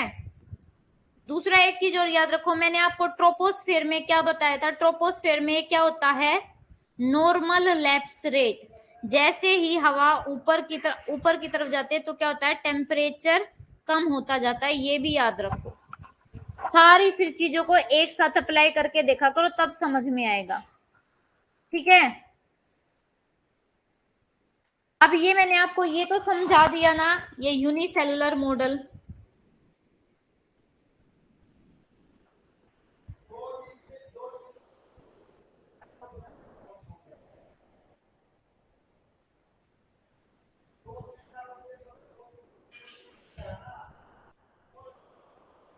अब आगे चलते हैं। ये यूनिसेलुलर मॉडल नॉन रोटेटिंग का अर्थ है, यानी कि जब आपकी अर्थ मूवमेंट नहीं कर रही है तब आपका हो रहा है ये आपको समझ में आ गया? टेम्परेचर में डिफरेंस की वजह से, सिर्फ टेम्परेचर में डिफरेंस की वजह से, जब आपका पूरी अर्थ पे टेम्परेचर में डिफरेंस होता है, उसकी वजह से प्रेशर में डिफरेंस आता है, तो फिर आपकी पूरे अर्थ पे दो ही बेल्ट ओरिजिन होती है। इसको रिपीट कर दूं, दोबारा बता रही हूं। ये आपका कौन सा है? ये यूनिसेलुलर मॉडल है थर्मल सर्कुलेशन का, जहां पे आपकी अर्थ रोटेट नहीं कर रही है, ऑन अ नॉन रोटेटिंग अर्थ। इस पे क्या है ना, ये देखो यहाँ पे आपका है ये इक्वेटर, यहाँ पे आपका क्या है? ये आपका सन। सन से यहाँ पे सीधी एनर्जी मिल रही है, डायरेक्ट सन की किरणें आ रही हैं, लेकिन यहाँ पोलर एरिया पे सन की किरणों को ऐसे तिरछा जाना पड़ रहा है। और यहाँ पे देखो कम डिस्टेंस भी इसके बीच में कम है, लेकिन ये पोलर एरिया यहाँ पे है, इनके बीच में डिस्टेंस भी ज्यादा है, ठीक है। तो अब यहाँ पे टेम्परेचर क्या मिलेगा? पोलर एरिया पे टेम्परेचर कम मिलेगा, तो टेम्परेचर कम, तो यहाँ पे प्रेशर क्या हो जाएगा? High, high pressure. और यहाँ पे जो इक्वेटर एरिया है, इक्वेटर एरिया पे आपका क्या है? टेम्परेचर ज्यादा है, और आपका जो प्रेशर है वो लो प्रेशर है। अब मैंने आपको बताया था, जहां पे लो प्रेशर होगा वहां से जो एयर है वो वर्टिकली ऐसे मूव, गर्म होके ऊपर उठना शुरू कर देंगी, ठीक है। ये गर्म होके ऊपर उठना शुरू कर दी, फिर एक पॉइंट पे ये यहाँ जाके क्या हो जाएगी? ठंडी हो जाएगी, और यहाँ पे बैठ जाएंगी। और ये क्या, यहाँ पे हाई प्रेशर है ऑटोमेटिकली, क्योंकि यहाँ पे टेम्परेचर क्या है? कम। और आपकी फिर विंड कैसे चलेंगी? ये हाई प्रेशर से लो प्रेशर की तरफ, यानी कि पोलर से इक्वेटर की तरफ चलेंगी। ये दिख रहे ना? तो आपका ये एक ऐसे एक सेल बन गया। ये आपका देखो, ये आपको ये एक ऐसा सेल दिख रहा है ना, ये एक सेल बन गया सिर्फ टेम्परेचर में डिफरेंस की वजह से, और पूरे और सदर्न हेमिस्फेयर में भी एक मिल गया, तो टोटल दो मिल गए, नॉर्दर्न और सदर्न हेमिस्फेयर का मिला, ठीक है। आ गया समझ में आपको?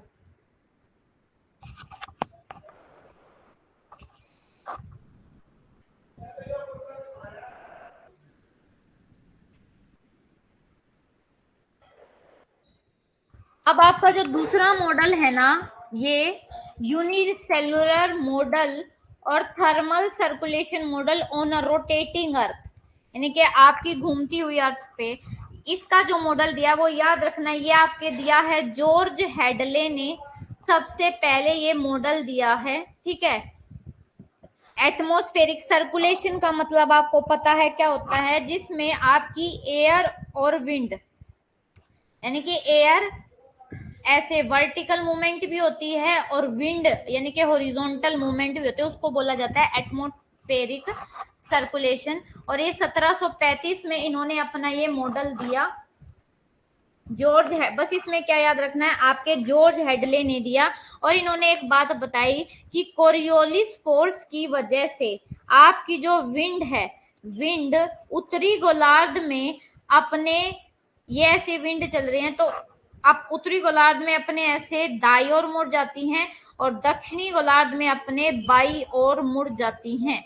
ये बताया कि एक बात और याद ना रखना कि आपके कोरियोलिस फोर्स की वजह से कभी भी विंड की स्पीड पर कोई इफेक्ट नहीं पड़ता। कोरियोलिस फोर्स की वजह से सिर्फ विंड अपनी डायरेक्शन से डिफ्लेक्ट हो जाती है, यानी कि भटक जाती है, जिस डायरेक्शन में उसको जाना चाहिए उससे डेविएट हो जाती है, ठीक है, सिर्फ डेविएट होती है, उसकी स्पीड पर कोई इफेक्ट नहीं डालती।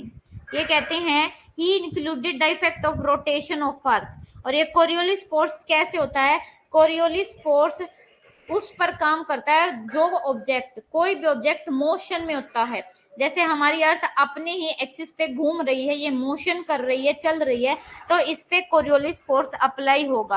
और आपका जो कोरियोलिस फोर्स है मैक्सिमम कहाँ पे है, आपका कोरियोलिस फोर्स इक्वेटर पर 0 है, और जैसे जैसे इक्वेटर से पोलर एरिया की तरफ चलोगे तो पोलर एरिया पे सबसे ज्यादा कोरियोलिस फोर्स है, ठीक है, ये याद रखना।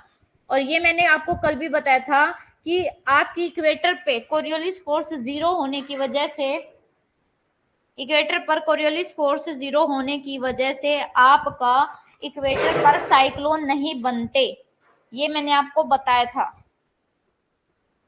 ठीक है। अब ये देखो, ये आपको समझनी है आपकी विंड बेल्ट, आपकी टोटल विंड बेल्ट देखो, 1 2 3 4 5 6 7, टोटल पूरे अर्थ पे 7 प्रेशर बेल्ट हैं। सबसे पहली जो प्रेशर बेल्ट है उसको बोला जाता है आपका, देखो प्रेशर बेल्ट दो वजह से ओरिजिनेट होती हैं, एक तो टेम्परेचर में डिफरेंस की वजह से, टेम्परेचर में डिफरेंस की वजह से सिर्फ आपकी दो ही प्रेशर बेल्ट हैं, एक का नाम है इक्वेटोरियल लो प्रेशर बेल्ट, ये यहाँ पे आपको लो लो दिखा हुआ ना, ये आपकी इक्वेटोरियल लो प्रेशर बेल्ट, और है आपकी एक पोलर हाई प्रेशर बेल्ट, ठीक है। यहाँ पे टेम्परेचर कम और ज्यादा होने की वजह से ये प्रेशर में डिफरेंस आया है, लेकिन आपका ये वाली बेल्ट, ठीक है, और आपकी दूसरी है ये वाली बेल्ट, यानी कि सब ट्रॉपिकल और सब पोलर प्रेशर बेल्ट। अगर मैं बात करूं तो यहाँ पे देखो आपका टेम्परेचर क्या है, अगर टेम्परेचर के अकॉर्डिंग देखो ना कि ये टेम्परेचर से इफेक्ट है या नहीं, तो यहाँ पे इक्वेटोरियल एरिया पे ट्रॉपिक ऑफ कैंसर और कैप्रिकॉन पे, ये दोनों ट्रॉपिक ऑफ कैंसर और कैप्रिकॉन है, यहाँ पे टेम्परेचर हाई होता है, तो इस लिहाज से आपका यहाँ पे प्रेशर क्या होना चाहिए, लो, लेकिन यहाँ पे प्रेशर हाई होता है। ये क्यों होता है, क्योंकि ये बेल्ट टेम्परेचर से इफेक्ट नहीं होती, ये बेल्ट इफेक्ट होती है डायनेमिकली इफेक्टेड है। डायनेमिक का मतलब है कि आपका होना तो यहाँ पे लो प्रेशर चाहिए, लेकिन यहाँ पे हाई प्रेशर है, क्यों, क्योंकि यहाँ पर आपकी एयर सबसिस्टेंस होती है, क्यों, क्योंकि यहाँ पर आपकी क्या होती है, एयर नीचे बैठती है, देखो ये आपको दिख भी रहा होगा, देखो ये इक्वेटोरियल है, ये इक्वेटर एरिया है, यहाँ से ये हवा उठी और यहाँ पे नीचे बैठ रही है, और ऐसे ये जो सब पोलर वाला एरिया, यहाँ से ये हवा उठी और यहाँ पे ये नीचे बैठ रही है ना, तो इसकी वजह से यहाँ पे क्या है, यहाँ पे तो हाई प्रेशर हो गया, लेकिन यहाँ से देखो, यहाँ से ये विंड नीचे की तरफ जा रही है, सब पोलर की तरफ से, ये आपकी सब पोलर बेल्ट है और ये आपकी सब ट्रॉपिकल बेल्ट है। यहां से तो दोनों तरफ विंड, एक विंड पोलर की तरफ और एक विंड सब ट्रॉपिकल की तरफ चली जाती है, तो यहाँ पे तो इसलिए लो प्रेशर हो जाता है और यहाँ पे ट्रॉपिकल पे इसलिए हाई प्रेशर होता है क्योंकि एक हवा आपकी सब पोलर एरिया से यहाँ पे नीचे बैठती है और एक यहाँ इक्वेटोरियल एरिया से ऊपर उठ के हवा यहाँ नीचे विंड बैठते हैं, इसलिए यहाँ पे हाई प्रेशर और यहाँ पे लो प्रेशर, क्योंकि आपकी पोलर जो सब पोलर एरिया है वहां से दोनों तरफ से विंड क्या है नीचे उतर जाती है और यहाँ पे बैठती हैं, इसलिए ये आपकी कैसी बेल्ट है, डायनेमिक बेल्ट है, क्योंकि यहाँ पे आपके टेम्परेचर का कोई इफेक्ट नहीं है, अदर इफेक्ट है। आया समझ में ये आपको?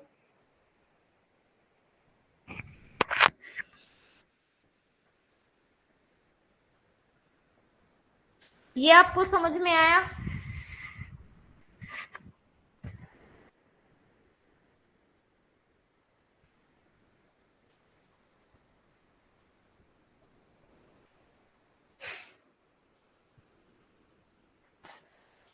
हाँ जी, बस इसमें अब आपको कुछ नहीं पढ़ना। अब देखो एक और डायग्राम है, ये देखो, ये वही सेम डायग्राम है। अब है ना, जैसे वो सेल बन रहे थे ना, यहाँ से गर्म हवा उठी, ऐसे ठंडी ऊपर उठी, ऊपर उठ के ठंडी होके फिर यहाँ पे नीचे बैठी, फिर यहाँ से वापस इक्वेटोरियल एरिया की तरफ चली, तो ये एक सेल बन गया। इस सेल को बोला जाता है आपका हेडलेस सेल। फिर 30 से 50 के बीच में एक सेल बनता है, इसको बोला जाता है आपका फेरल सेल। और फिर आपका एक पोलर एरिया यानी कि 60 से 90 के बीच में एक सेल बनता है, उसको बोला जाता है आपका पोलर सेल। ये हाई टेम्परेचर, हाई प्रेशर और लो प्रेशर की वजह से ये बनता है। ठीक है, मैं दोबारा से रिपीट कर देती हूँ। इन डायग्राम को ना देख के पहले उस पेज पे चलो, वहां पे समझाती हूँ आपको। ठीक है, इस पेज पर समझो। ये है आपका इक्वेटर यानी कि 0 डिग्री, यहाँ पे है आपका 30 डिग्री, यहाँ पे है आपका 60 डिग्री और यहाँ पे है आपका 90 डिग्री यानी कि पोलर एरिया। अब ये पोलर एरिया का, और इसको तो हमें पता है कि यहाँ पे टेम्परेचर क्या होता है ज्यादा, क्योंकि सन की रेस डायरेक्ट चमकती है और प्रेशर होता है लो। और यहाँ पे कैसे होता है, यहाँ पे आपका टेम्परेचर होता है कम और प्रेशर होता है हाई। ये दोनों चीज अब हमें पता है, ये टेम्परेचर की वजह से इफेक्टेड है। लेकिन एक तो है आपकी ये 30 डिग्री वाली यानी कि सब ट्रॉपिकल बेल्ट, सब ट्रॉपिकल हाई प्रेशर बेल्ट, और एक ये है सब पोलर लो प्रेशर बेल्ट। देखो, अगर मैं नॉर्मल बात करूं सन की रेज के अकॉर्डिंग, तो यहाँ पे आपका सन की रेज, सन सबसे ज्यादा यहाँ पे चमकता रहता है, तो यहाँ पे टेम्परेचर सबसे ज्यादा होता है। जब यहाँ पे टेम्परेचर सबसे ज्यादा इस सब ट्रॉपिकल वाले पे, तो यहाँ पे लो प्रेशर होना चाहिए, लेकिन यहाँ पे लो प्रेशर नहीं होता, यहाँ पे हाई प्रेशर होता है। ये क्यों होता है? क्योंकि देखो, ये जो आपका इक्वेटोरियल बेल्ट है ना, यहाँ से क्या है, यहाँ से ये हवा है, हवा वर्टिकली ऐसे ऊपर उठी, ऐसे ऊपर हवा गर्म होके फैल के ऐसे वर्टिकली ऊपर उठी, उठ गई और यहाँ पे जाके ठंडी हुई, ठंडी होके नीचे बैठ गई। तो यहाँ पे क्या है, हाई प्रेशर क्रिएट हो गया ना, हवा के नीचे बैठने से ये यहाँ पे प्रेशर बढ़ गया। अब विंड कैसे चलती है बताओ, हाई प्रेशर से लो प्रेशर, फिर इस लो प्रेशर की तरफ वापस विंड चलने लगेगी और ऐसे ये एक सेल बनता चलता रहता है पूरा साल पृथ्वी पे, इसलिए इसको बोला जाता है आपका हेडले सेल। ये हेडले ने खोजा था इसलिए इसको हेडले सेल बोला गया। ऐसे ही यहाँ पे फिर क्या होता है, यहाँ पे भी आपकी हवा, या एक हवा ऐसे इधर की तरफ नीचे उतरती है और यहाँ पे नीचे बैठती है और फिर ऐसे चलती है। ठीक है, इधर से एक पोल की तरफ चली जाती है और फिर वापिस ऐसे। ठीक है, तो ये क्या है, यहाँ पे भी एक सर्कुलर चलता रहता है, यहाँ पे भी, इसको बोला जाता है आपका फेरल सेल और इसको बोला जाता है आपका पोलर सेल। यहाँ से जो आपका सब पोलर बेल्ट है ना, इस पे जो विंड है ना दोनों डायरेक्शन में उतरती है, यानी कि एक विंड तो चली जाती है पोलर एरिया की तरफ, एक विंड की शाखा, और एक चली जाती है आपकी ये सब ट्रॉपिकल एरिया की तरफ।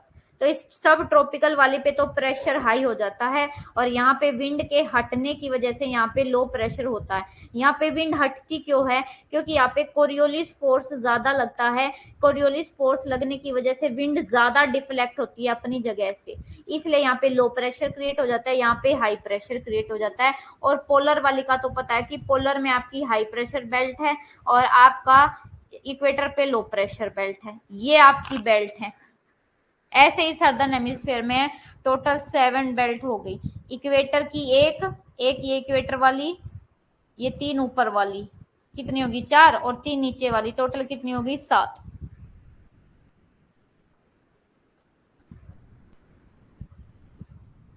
हाँ, इक्वेटर से हवा उठ के यहाँ पे 30 जो डिग्री है ना, 30 से 35 डिग्री यहाँ पे आके बैठ जाती है। और देखो डायग्राम में यहाँ पे ये जो है ना डायग्राम में यहाँ पे ये जो है ना 30 से 35 वाला, इसको हॉर्स लैटिट्यूड बोला गया है। पता है इसको हॉर्स लैटिट्यूड क्यों बोला गया है? क्योंकि देखो यहाँ पे है ना विंड चलती नहीं थी, विंड में गति नहीं थी। तो यहाँ पे जो आपके मिड लेटीट्यूड के जो लोग थे ना, और वो व्यापार करने के लिए ना अपने घोड़ों को भी अपनी बोट में बिठा लेते थे जो उनकी नाव होती थी, और वे यहाँ पे देखते थे ना कि यहाँ पे आपकी जो विंड है, विंड नहीं चल रही है, ठीक है। तो क्या होता था जब विंड नहीं चल रही है, यहाँ पे विंड बैठ के वापिस ऐसे चली जाती है। विंड नहीं चल रही थी तो ये अपने घोड़ों को ना नीचे पानी में गिरा देते थे, धक्का दे देते थे, ताकि जो बोट का वजन है वो हल्का हो जाए और हमारी जो बोट है वो चल पड़े। इसलिए इसको हॉर्स लैटिट्यूड बोला गया, और कोई रीजन नहीं है हॉर्स लैटिट्यूड बोलने का इसका। ठीक है, आया समझ में टॉपिक आपको?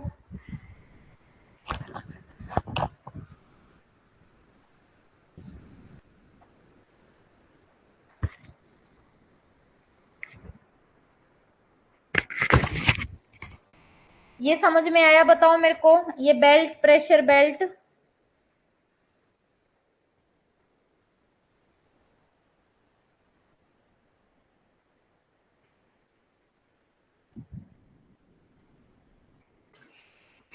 सविता, कोरियोलिस फोर्स में और प्रेशर में कोई रिलेशन नहीं करना। इस जो आपने ये पॉइंट लिखा ना, इसको यहीं से दिमाग से निकाल देना कि कोरियोलिस फोर्स में और प्रेशर में कोई रिलेशन नहीं है कि कोरियोलिस फोर्स ज्यादा हो गया तो प्रेशर ज्यादा हो गया, ऐसा कुछ नहीं है।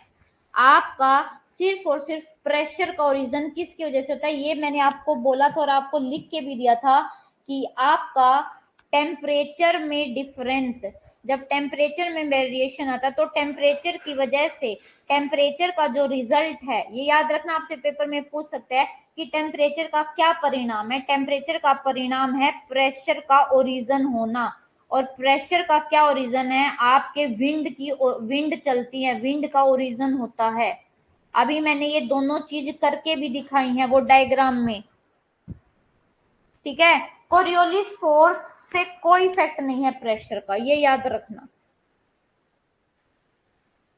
यहाँ पे ये जो मैंने पॉइंट बताया ना कि ये यहाँ पे क्या होता है ना, ये जो आपका सब पोलर वाला एरिया होता है, यहाँ पे कोरियोलिस फोर्स ज्यादा लगता है, ज्यादा लगता है तो ये विंड ना अपनी जगह से दूर चली जाती है, डिफ्लेक्ट हो जाती है। जैसे एक शाखा इधर चलेगी और एक शाखा इधर चलेगी, ये दिख रही ना, एक शाखा ये इधर चलेगी एक इधर चलेगी। क्यों चलेगी? क्योंकि यहाँ पे कोरियोलिस फोर्स विंड को डिफ्लेक्ट कर रहा है, और जब विंड को डिफ्लेक्ट कर रहा है तो ये अपनी इस जगह से हट गई, और यहाँ पे इन हवा का भार खत्म होने की वजह से यहाँ पे प्रेशर लो हो गया। बस ये बताया है मैंने आपको, ठीक है। और ये तीनों सेल के नाम याद रखना, क्या क्या है सेल के नाम? 0 से 30 के बीच में जो सेल बनता है उसको क्या बोलते हैं? Hadley cell. 30 से 60 के बीच में जो ये सेल बनता है इसको बोलते हैं फेरल सेल, और 60 से 90 के बीच में जो सेल बनता है इसको बोलते हैं पोलर सेल।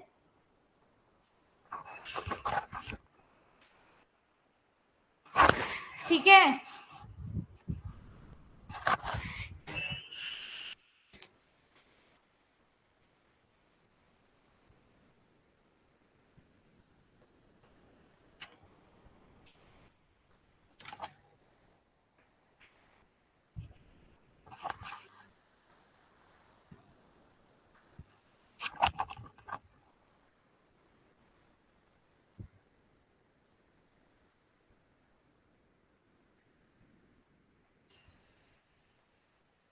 चलो अब आगे चलते हैं।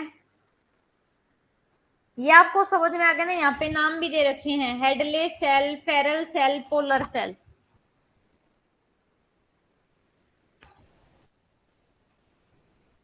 अब आपका दे रखा है latitudinal distribution of pressure. Latitudinal distribution कौन सा है? ये यही है जो अब मैं बता रही हूं कि there is no definite trend of distribution, कोई एक डेफिनेट ट्रेंड नहीं है प्रेशर के डिस्ट्रीब्यूशन का इक्वेटर से पोल की तरफ।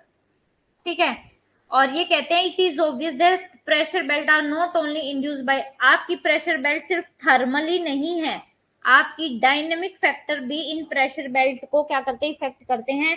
टोटल आपकी 7 प्रेशर बेल्ट है पूरे ग्लोब पर, जो मैंने आपको पढ़ा दी।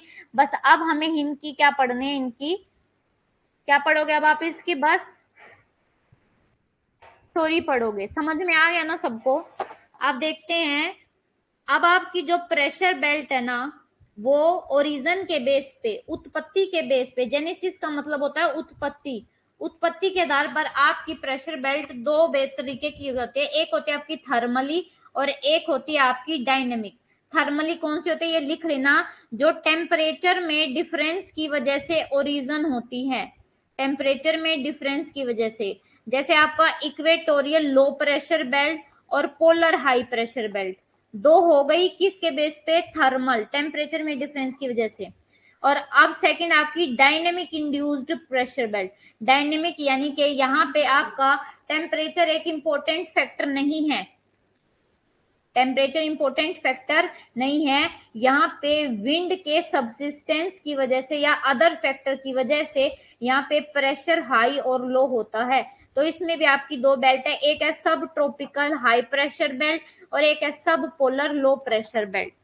ठीक है, हाँ जी। 0 से 30 हेडले सेल, 30 से 60 फेरल सेल और 60 से 90 आपका पोलर सेल। अब ये थ्योरी तो इजी सी है, आपको बस पढ़नी है। अब सबसे पहले है आपकी इक्वेटोरियल लो प्रेशर बेल्ट।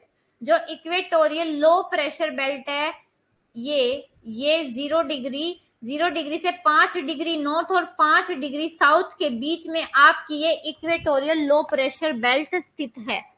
ठीक है, और आप एक बात याद रखना कि ये जो प्रेशर बेल्ट है ना, ये सन के अकॉर्डिंग शिफ्ट करती रहती हैं।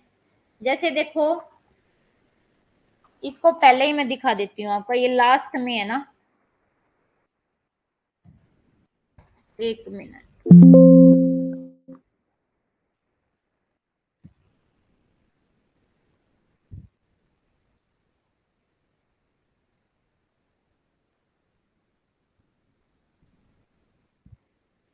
इसको पहले पढ़ो, seasonal shifting of pressure and wind belt. देखो सीजनल शिफ्टिंग कैसे होता है, जो आपका सन है ना, ये है आपका सन, ये है आपकी अर्थ, ये इक्वेटर, ये 23 डिग्री नॉर्थ, ये 23 डिग्री साउथ, इसके बीच में ही आपके सन की पोजीशन होती है। ठीक है, आपका जो सन है, सन इक्वेटर पे सिर्फ 30 दिन के लिए वर्टिकल रहता है, आपका वहीं इस कर्क रेखा पे 86 दिन के लिए चमकता है और मकर रेखा पे भी 86 दिन के लिए चमकता है। ठीक है, तो आपका जब ये सन इक्वेटर पर चमकता है ना, तो ये प्रेशर बेल्ट आपकी इक्वेटर पर ही होती हैं। देखो पहले ये कंडीशन होती है, ये इक्वेटर और ये आपकी ट्रेड विंड और ये वेस्टर्ली। ठीक है, नहीं ये नॉर्मल पोजीशन नहीं है, ये है आपकी नॉर्मल पोजीशन, ये आपका इक्वेटर,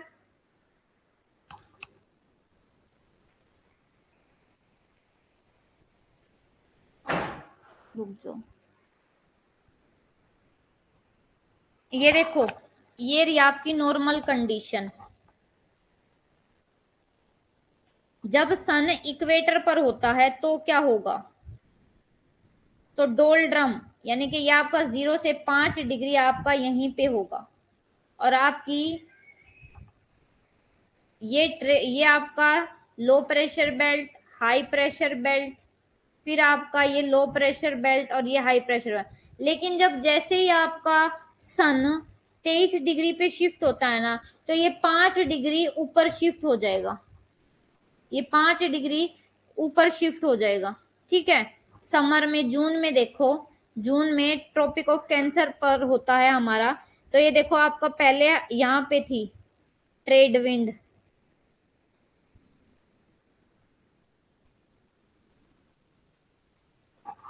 एक मिनट रुक जाओ।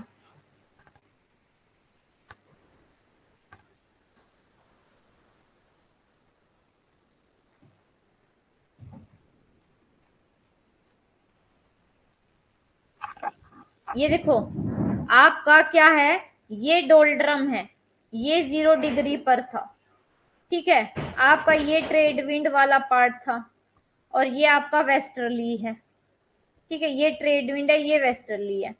लेकिन जैसे ही आपका गर्मी आता है, यानी कि हमारी जो अर्थ है वो अर्थ पर सनसेट कर्क रेखा पर जब हमारा सन चमकता है तब क्या होता है, ये देखो ये लो प्रेशर पहले यहाँ पे थी ना, फिर यहाँ पे 5 डिग्री ऊपर शिफ्ट हो जाती है, फिर ये ट्रेड विंड भी 5 डिग्री ऊपर शिफ्ट हो जाती है, और ये भी 5 डिग्री ऊपर शिफ्ट हो जाती है, ये देखो। और जब आपका मकर रेखा में होता है तो 5 डिग्री हमारा सन नीचे शिफ्ट हो जाता है, तो हमारी ये प्रेशर विंड भी नीचे 5 डिग्री नीचे खिसक जाती है। तो इस तरीके से आपकी सीजनल शिफ्टिंग होती है, किस में, प्रेशर बेल्ट में। ये सीजनल शिफ्टिंग समझ में आया आप लोगों को, बताओ मुझे, सीजनल जो शिफ्टिंग है वो समझ में आया आप लोगों को।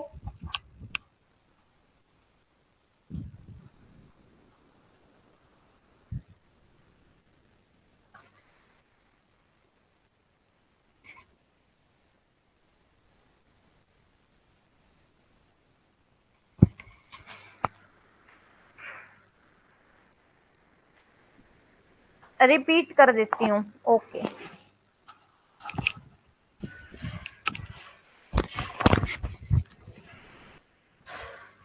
पता है, ये देखो ये नॉर्मल पोजीशन है आपका। पहले ये मत समझना कि ये 0 डिग्री 23 डिग्री शिफ्ट हो गया। रुक जाओ एक बार, मैं ना इसकी आपको वीडियो दिखाती हूँ कैसे शिफ्टिंग होती है, वो ज्यादा इजी रहेगा, फिर मैं समझाती हूँ। ठीक है,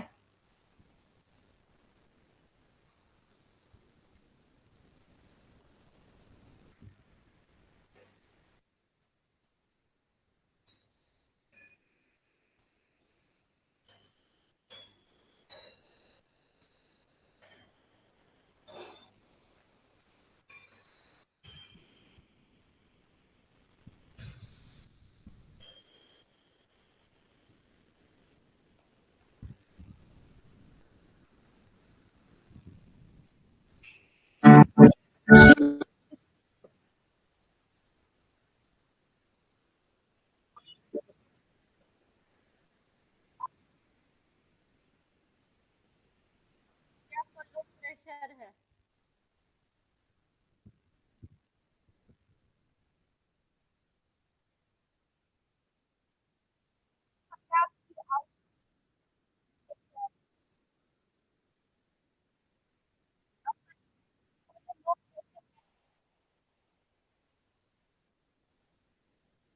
नॉर्मल कंडीशन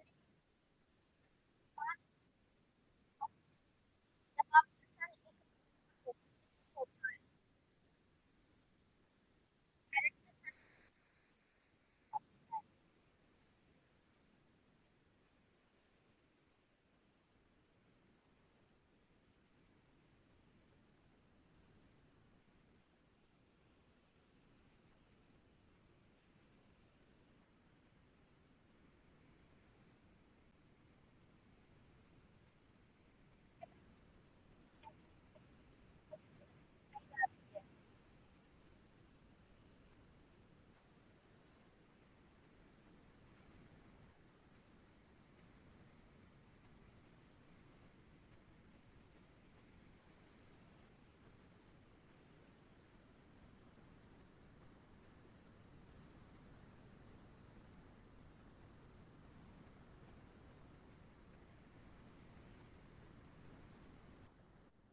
आप बताओ मेरी आवाज आप लोगों को आ रही है? एक बार मुझे बताओ, जो मेरे आपको वॉइस है वो आ रही है, फिर मैं आपको ये समझाती हूँ डायग्राम।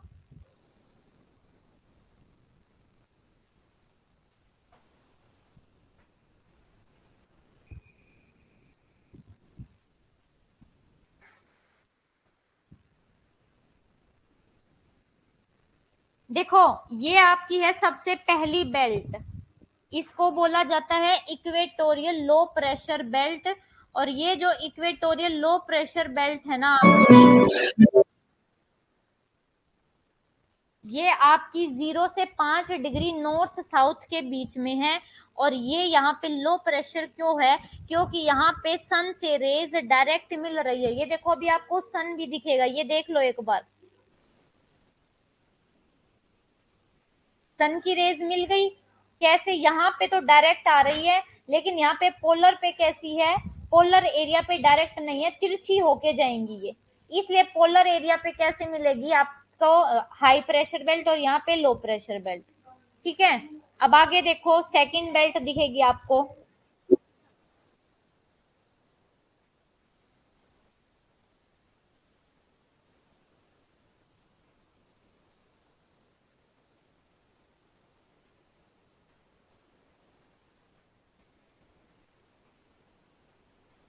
यहाँ पे आपको ये दिख रहा है, ये रेड से, ये यहाँ से गर्म हवा ऊपर उठ रही है। और फिर यहाँ पे देखो, ये ब्लू का मतलब है हवा नीचे बैठ रही है।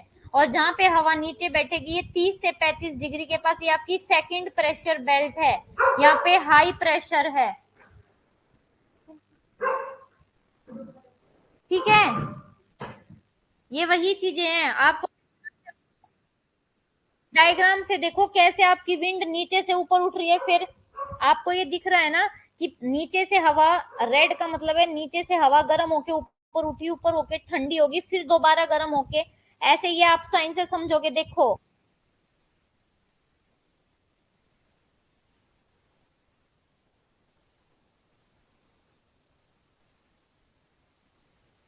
के बाद अब देखो, ये है आपकी सेकंड बेल्ट, जिसको बोला जाता है सब ट्रॉपिकल हाई प्रेशर बेल्ट। ठीक है, ये कौन सी है? सब ट्रॉपिकल हाई प्रेशर बेल्ट। यहाँ पे हाई प्रेशर क्यों है? क्योंकि यहाँ पे दोनों तरफ से हवा नीचे आके बैठती है। कहाँ से? आपका ये यहाँ से, ये ट्रॉपिकल वाले, ये जो पोलर एरिया है, यहाँ से भी हवा नीचे आके यहाँ बैठ रही है। और यहाँ इस इक्वेटोरियल एरिया से भी यहाँ हवा नीचे बैठ रही है। इसलिए यहाँ पे हाई प्रेशर बेल्ट है। टेम्परेचर का इस पे कोई इफेक्ट नहीं पड़ रहा। अगर टेम्परेचर का देखना, तो यहाँ पे सबसे ज्यादा टेम्परेचर मिलता है। तो यहाँ पे टेम्परेचर ज्यादा, तो यहाँ पे लो प्रेशर बेल्ट होनी चाहिए, बट यहाँ पे हाई प्रेशर बेल्ट है। क्योंकि यहाँ पे हवा आके नीचे बैठती है, इसलिए यहाँ पे हाई प्रेशर बेल्ट है। और देख लो, आपकी यहाँ पे हवा नीचे बैठ भी रही है, देखो ध्यान से इस डायग्राम को।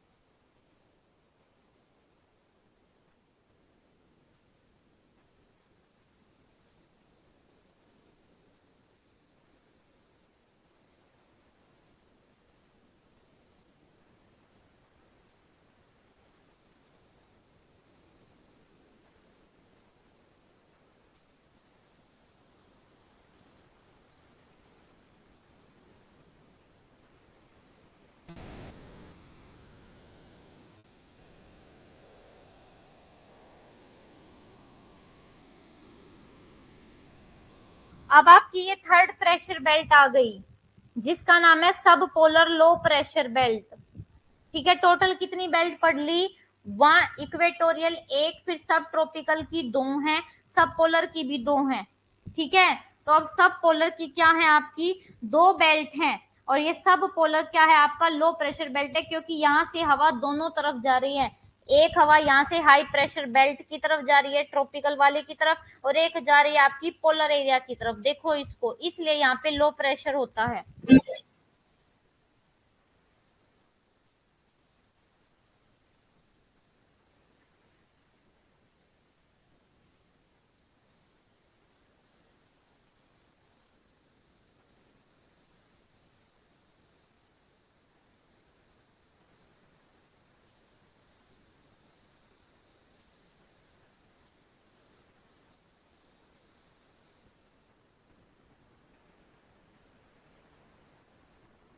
अब आपको आपकी ये सारी बेल्ट दिख गई ना? आपको इस डायग्राम से कुछ क्लैरिटी हुई प्रेशर बेल्ट कैसे चल रही हैं, कैसे आप, कौन सी हाई प्रेशर बेल्ट है, कौन सी लो प्रेशर बेल्ट है?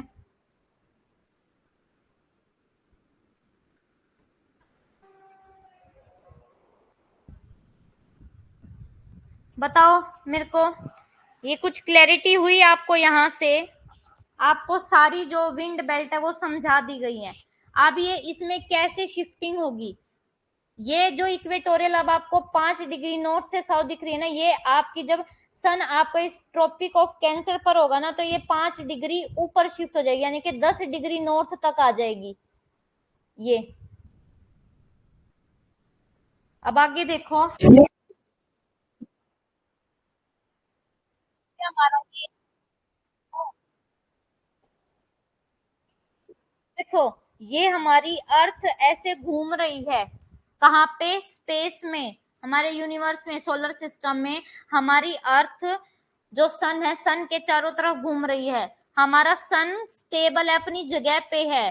सन के चारों ओर प्लेनेट चक्कर लगा रहे हैं, ठीक है? तो अब देखो कैसे शिफ्टिंग होती है, ये समझाया जाएगा आपको, देखो इसको ध्यान से।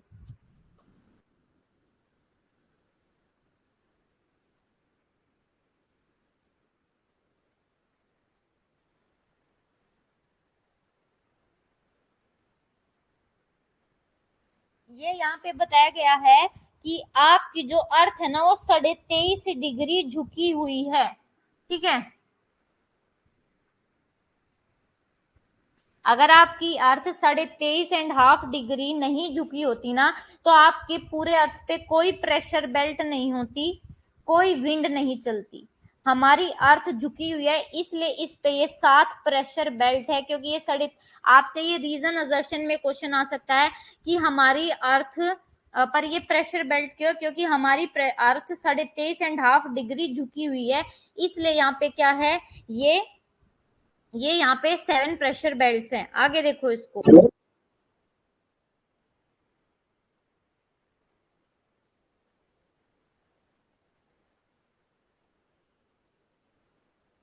अब ये आपको ये दिखाया जा रहा है कि है ना, हमारा जो अर्थ है, अर्थ 23.5 डिग्री झुकी हुई है सन के सामने, जिसकी वजह से हमारे अर्थ के लैंड पार्ट और वाटर पार्ट अलग अलग तरीके से गर्म होते हैं, क्योंकि इनको क्या अलग अलग तरीके से क्यों गर्म होते हैं, ये हमने इंसोलेशन में पढ़ लिया।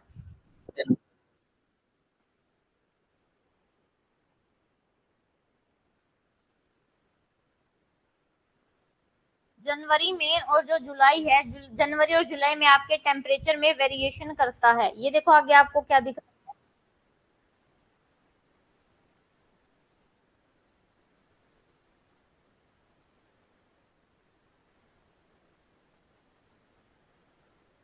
ये दिखा रहे हैं कि जनवरी में तो आपका नॉर्दर्न हेमिस्फेयर में ठंड होती है, लेकिन सदर्न हेमिस्फेयर में इसके अपोजिट होता है कि गर्मी होती है।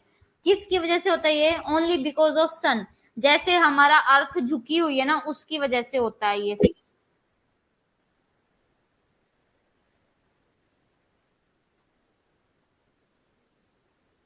ये दिखा रखा कि जून में आपका ट्रॉपिक ऑफ कैंसर पर सन की रेज डायरेक्ट चमकती हैं, तो यहाँ पे आपका टेम्परेचर ज्यादा होता है, यहाँ पे गर्मी, और सर्दर्न हेमिस्फेयर में सर्दी होती है।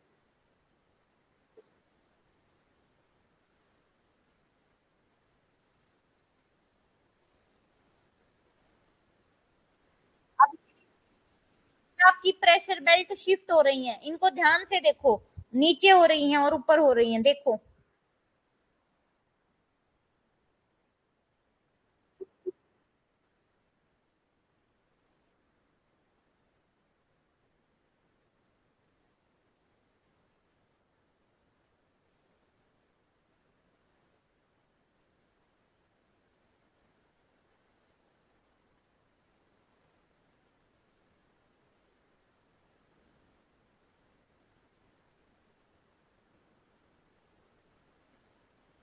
देखो ये आपको अब ये मेडिटेरियन टाइप ऑफ क्लाइमेट 30 से 40 के बीच में मिल रही है दोनों हेमिस्फेयर में।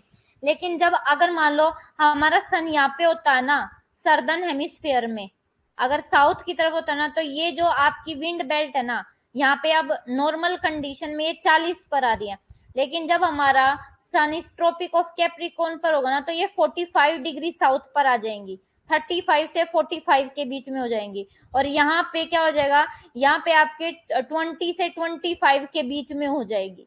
ठीक है, 5 यहाँ पे ये 25 तक हो जाएगी, 25 से 30 के बीच में। और यहाँ पे आपका 0 से 5 डिग्री साउथ हो जाएंगी, यहाँ पे नीचे शिफ्ट कर जाएंगी।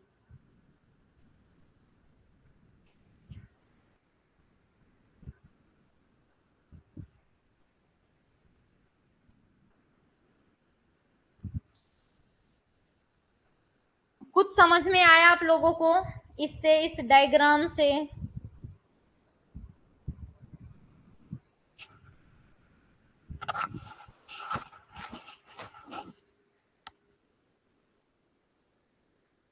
कुछ आपको क्लैरिटी हुई या डायग्राम बना के अब मैं समझाऊं बेटे? देखो ये डायग्राम में क्या दे रखा है ना, पहले ये आपकी इक्वेटर पर है, 0 डिग्री पर है, 0 से 5 डिग्री के बीच में है। लेकिन जब आपका सन ट्रॉपिक ऑफ कैंसर पर होगा ना तो ये 5 से 10 डिग्री नॉर्थ के बीच में ये लो प्रेशर बेल्ट ऊपर शिफ्ट हो जाएगी। ठीक है, और जब आपका सर्दर्न हेमिस्फीयर में होगा ना तो आपकी जो प्रेशर बेल्ट है ना वो 5-5 डिग्री साउथ की तरफ हो जाएंगी। जैसे ये पहले आपका ये डिफरेंस देखो कि गर्मियों में तो ये लो प्रेशर बेल्ट 40 डिग्री तक थी, लेकिन यहाँ पे देखो सर्दियों में ये 30 डिग्री तक आ गई। ये होता है आपका प्रेशर बेल्ट में शिफ्टिंग। आया समझ में आपको?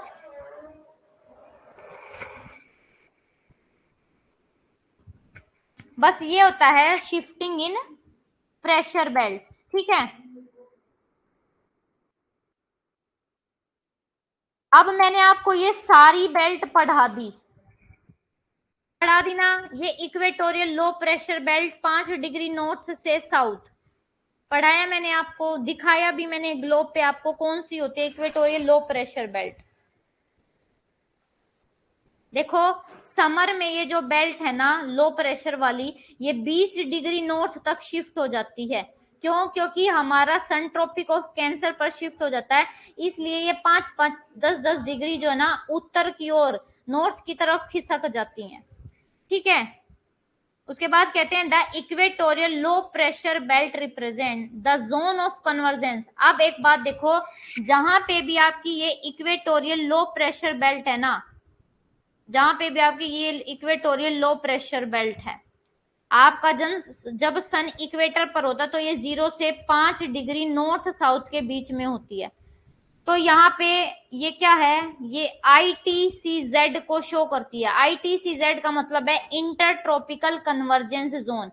ये 0 डिग्री किसको डिवाइड करता है, हमारी अर्थ को 2 स्पेयर में बांट देता है, एक नॉर्दर्न हेमिस्फीयर और एक सदर्न हेमिस्फीयर। तो जब आपके दोनों गोलार्धों की ट्रेड विंड, ये दोनों गोलार्धों की ट्रेड विंड इस 0 से 5 डिग्री नॉर्थ के बीच में आके मिलती है, इसलिए इस इक्वेटोरियल लो प्रेशर बेल्ट को जोन ऑफ कन्वर्जेंस भी बोलते हैं।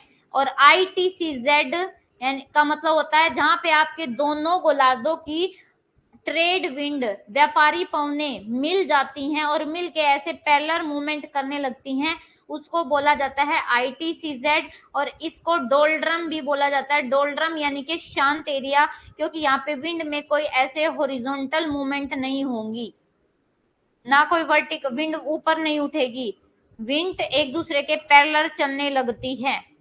ठीक है,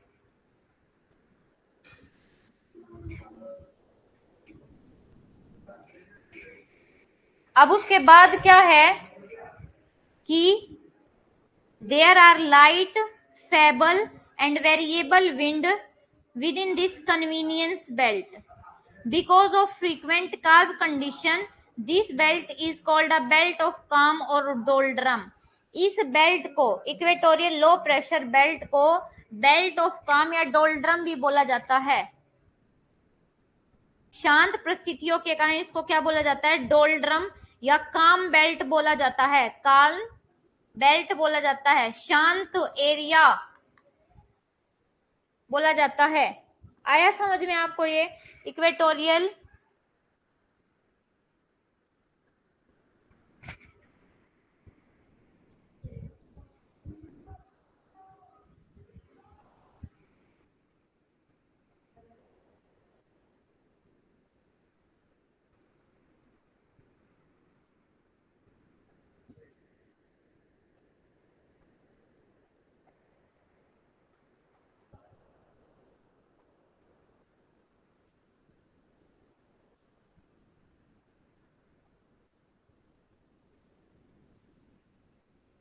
बताओ, आ गया समझ में?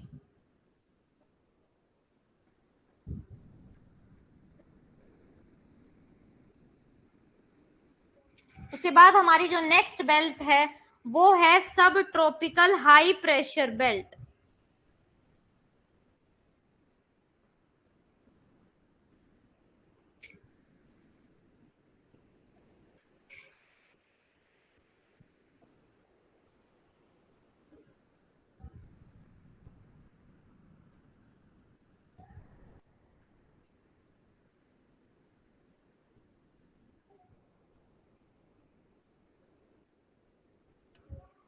अब हमारी जो नेक्स्ट बेल्ट है, ये देखो इनके डायग्राम मैंने आपको समझा दिया, अब आपको क्लियर हो जाना चाहिए। अगर कुछ भी क्लियर नहीं है ना तो मुझसे पूछ लेना। आपकी सेकंड जो बेल्ट है वो है आपकी सब ट्रॉपिकल हाई प्रेशर बेल्ट। ये है 30 से 35 लेटीट्यूड के बीच में दोनों हेमिस्फेयर में। यहाँ पे एंटी साइक्लोनिक कंडीशन होती है। एंटी साइक्लोनिक कंडीशन क्या होता है? जहां पे लो प्रेशर से हाई प्रेशर की तरफ विंड आके नीचे की तरफ बैठती है। तो ये यही चीज होती है ना। देखो कैसे, यहाँ पे समझो। ये होता है इक्वेटर लो प्रेशर बेल्ट, यहाँ पे हाई प्रेशर, और यहाँ पे सब पोलर लो प्रेशर। तो एंटी साइक्लोनिक कंडीशन कौन सी होती है? जहां पे लो प्रेशर से विंड आकर हाई प्रेशर की तरफ चलती हैं। तो ये देखो यही तो चीज है ना, यहाँ पे भी लो प्रेशर, यहाँ पे भी लो प्रेशर, और बीच में सब ट्रॉपिकल वाले पे हाई प्रेशर क्या होता है? हाई प्रेशर पे यहाँ पे आके विंड बैठ जाती है, इसलिए यहाँ पे हाई प्रेशर होता है। यानी कि जब लो प्रेशर की तरफ से विंड हाई प्रेशर की तरफ चलने लग जाए तो वहां पे एंटी साइक्लोनिक कंडीशन होती है। इसलिए सब ट्रॉपिकल बेल्ट में कैसी है? एंटी साइक्लोनिक, यानी कि प्रति चक्रवात स्थिति है, जिसकी वजह से एटमॉस्फेरिक स्टेबिलिटी आ जाती है। एरिडिटी का मतलब है डेजर्ट कंडीशन, यानी कि ये जब हवा नीचे बैठेंगी तो मैंने बताया था ना क्या नहीं करेंगी? बारिश नहीं करेंगी, इसलिए एरिडिटी आ जाती है। और यही एक रीजन है, this is one of the reason for the presence of hot desert of world in the western part of continent in a zone extended between 25 to 35 in both the hemisphere। आ गया ना reason, कि यही एक reason है, यही एक कारण है एंटी साइक्लोनिक कंडीशन की वजह से ही आपके वर्ल्ड में 25 से 35 डिग्री के बीच में वेस्टर्न साइड में आपके क्या मिलते हैं? कॉन्टिनेंट मिलते हैं। ये एक रीजन है। दूसरा रीजन और भी है। दूसरा रीजन ये है कि जहां पे भी आपके ये, आप अगर आपको एटलस क्लियर है तो आपको ये क्लियर होगा। और ये क्वेश्चन है ना आपके पेपर में आया हुआ है, the zone of high pressure is called horse latitude. इस जोन हॉर्स लैटिट्यूड कौन से लैटिट्यूड को बोला गया? ये एग्जाम में पूछा गया। 38.5 था वहां पे, तो ये 38.5 भी ठीक है। Because of prevalence of frequent काम कंडीशन, यहाँ पे हवा नीचे बैठती है। और ये अपने घोड़ों को क्या कर देते थे? ये ट्रेड के लिए अपना सामान और घोड़ों को एक नाव में लेके जाते थे, लेकिन हवा नहीं चल पाती थी, जिसकी वजह से ये अपने घोड़ों को पानी में फेंक देते थे। इसलिए इसको हॉर्स लैटिट्यूड बोला जाता है। और ये कहते हैं it is interesting to note that this zone of high pressure is not, ये कॉन्टिन्यूस बेल्ट नहीं है, ये कहीं कहीं पे टूट जाती है, but is broken into number of cells. Broken cells में ये और सेंटर्स में ये प्रेजेंट है। ठीक है, अभी मैंने बताया था ना जहाँ पे साउथ की ट्रेड विंड और नॉर्थ की ट्रेड विंड मिल जाए वो कौन सी बेल्ट है? वो इक्वेटोरियल लो प्रेशर बेल्ट है। इसको ITCZ भी बोला जाता है। नहीं, हॉर्स क्यों मरेंगे? हॉर्स पानी में गिरने से मर सकते हैं क्या? हॉर्स तो तैरेंगे बेटे, हॉर्स कैसे मर जाएंगे?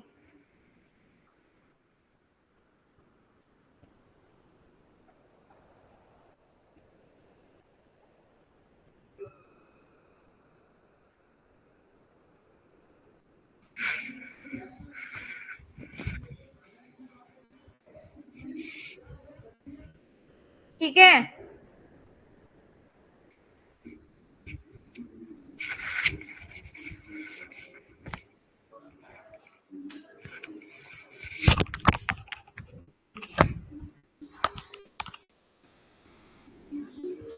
नहीं, डूबते नहीं थे।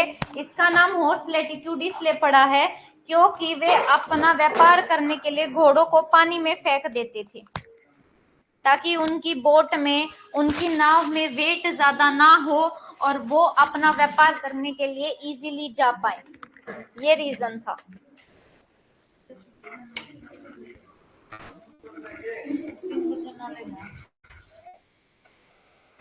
ठीक है, अब आपका है सब पोलर लो प्रेशर बेल्ट।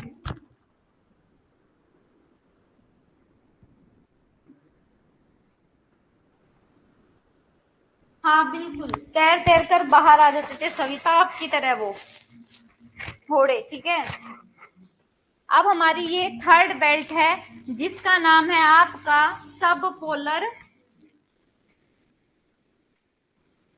जिसका क्या नाम है आपका सब पोलर लो प्रेशर बेल्ट। ये 60 से 65 लेटीट्यूड के बीच में है, दोनों हेमिस्फेयर में। ठीक है,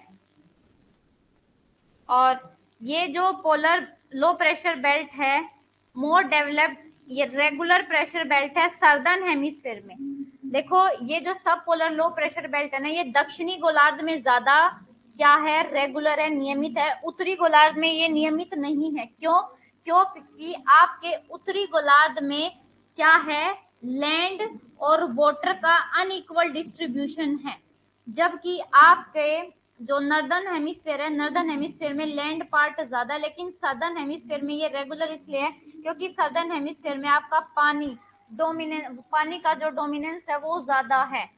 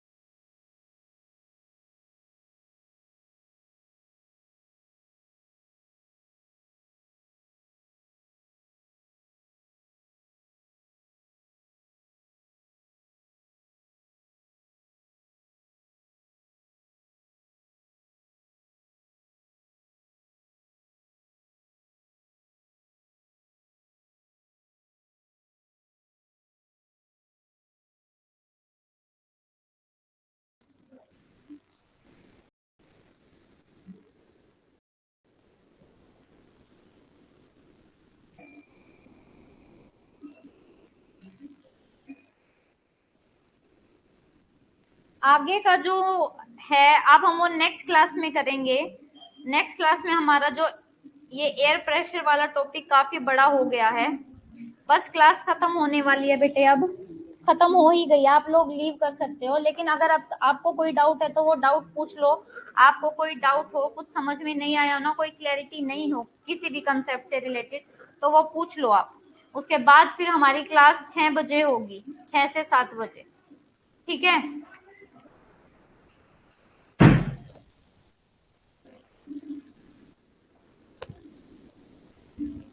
सबको क्लियर हो गया यहाँ तक? ये कंसेप्ट आप भूल जाओगे अगर बार बार रिवीजन नहीं करोगे ना, फिर बार बार भूल भी जाओगे। इसको लगातार क्लास को पीवाईक्यू नहीं होते क्योंकि पहले हमें सिलेबस करना है, और मैंने आपको बोल रखा है मैं पीवाईक्यू नहीं भी करवाऊं, आपको डेली के 10 पीवाईक्यू सोल्व करने हैं। और देखो अजय ने मेरे से क्वेश्चन पूछता भी, अजय मेरे को व्हाट्सएप पे सेंड करके पूछता भी है कि मैम इसका आंसर क्या है, ये मेरा गलत क्यों हुआ। आप कोई भी नहीं पूछते हो मेरे को एक बार, कम से कम अगर आप कोशिश करते हो और आपको कुछ समझ में नहीं आता तो आप सेंड करके पूछोगे भी, तो आप पूछते ही नहीं हो। मैंने आपको बोला हुआ है कि अगर हमें पीवाईक्यू का टाइम नहीं मिल रहा है तो आपको जो है पीवाईक्यू करने हैं डेली की डेली, और मैंने आपको सोर्स भी दिया हुआ है। ऐसा नहीं है कि मैं बिना सोर्स के कह रही हूँ, सोर्स भी आपको दिया हुआ है, उस सोर्स से पढ़ो।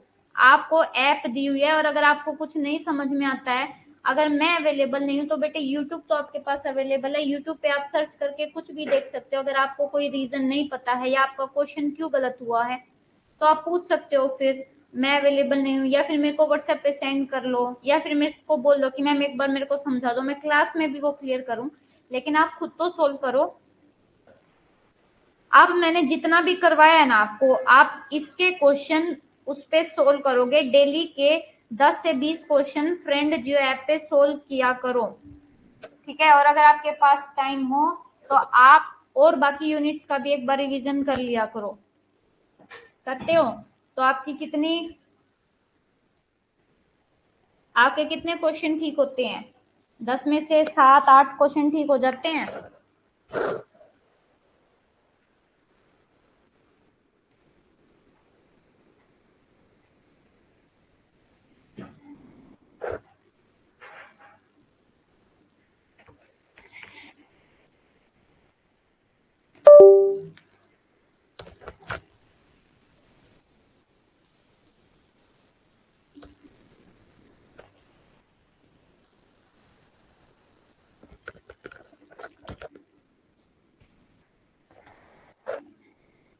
कभी 6, कभी 7, कभी 5, कम से कम 8-9 पे तो आ जाओ।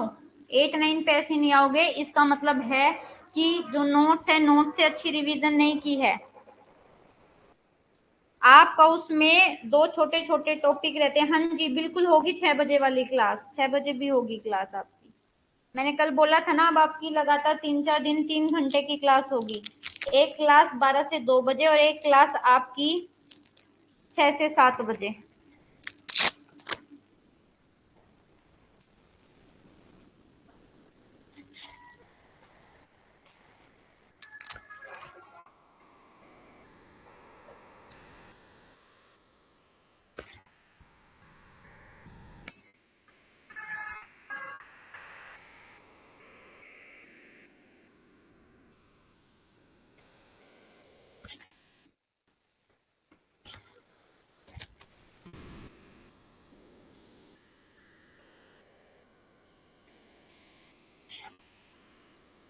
नहीं 8 बजे नहीं होगी बेटे, 8 बजे आपकी छुट्टी है।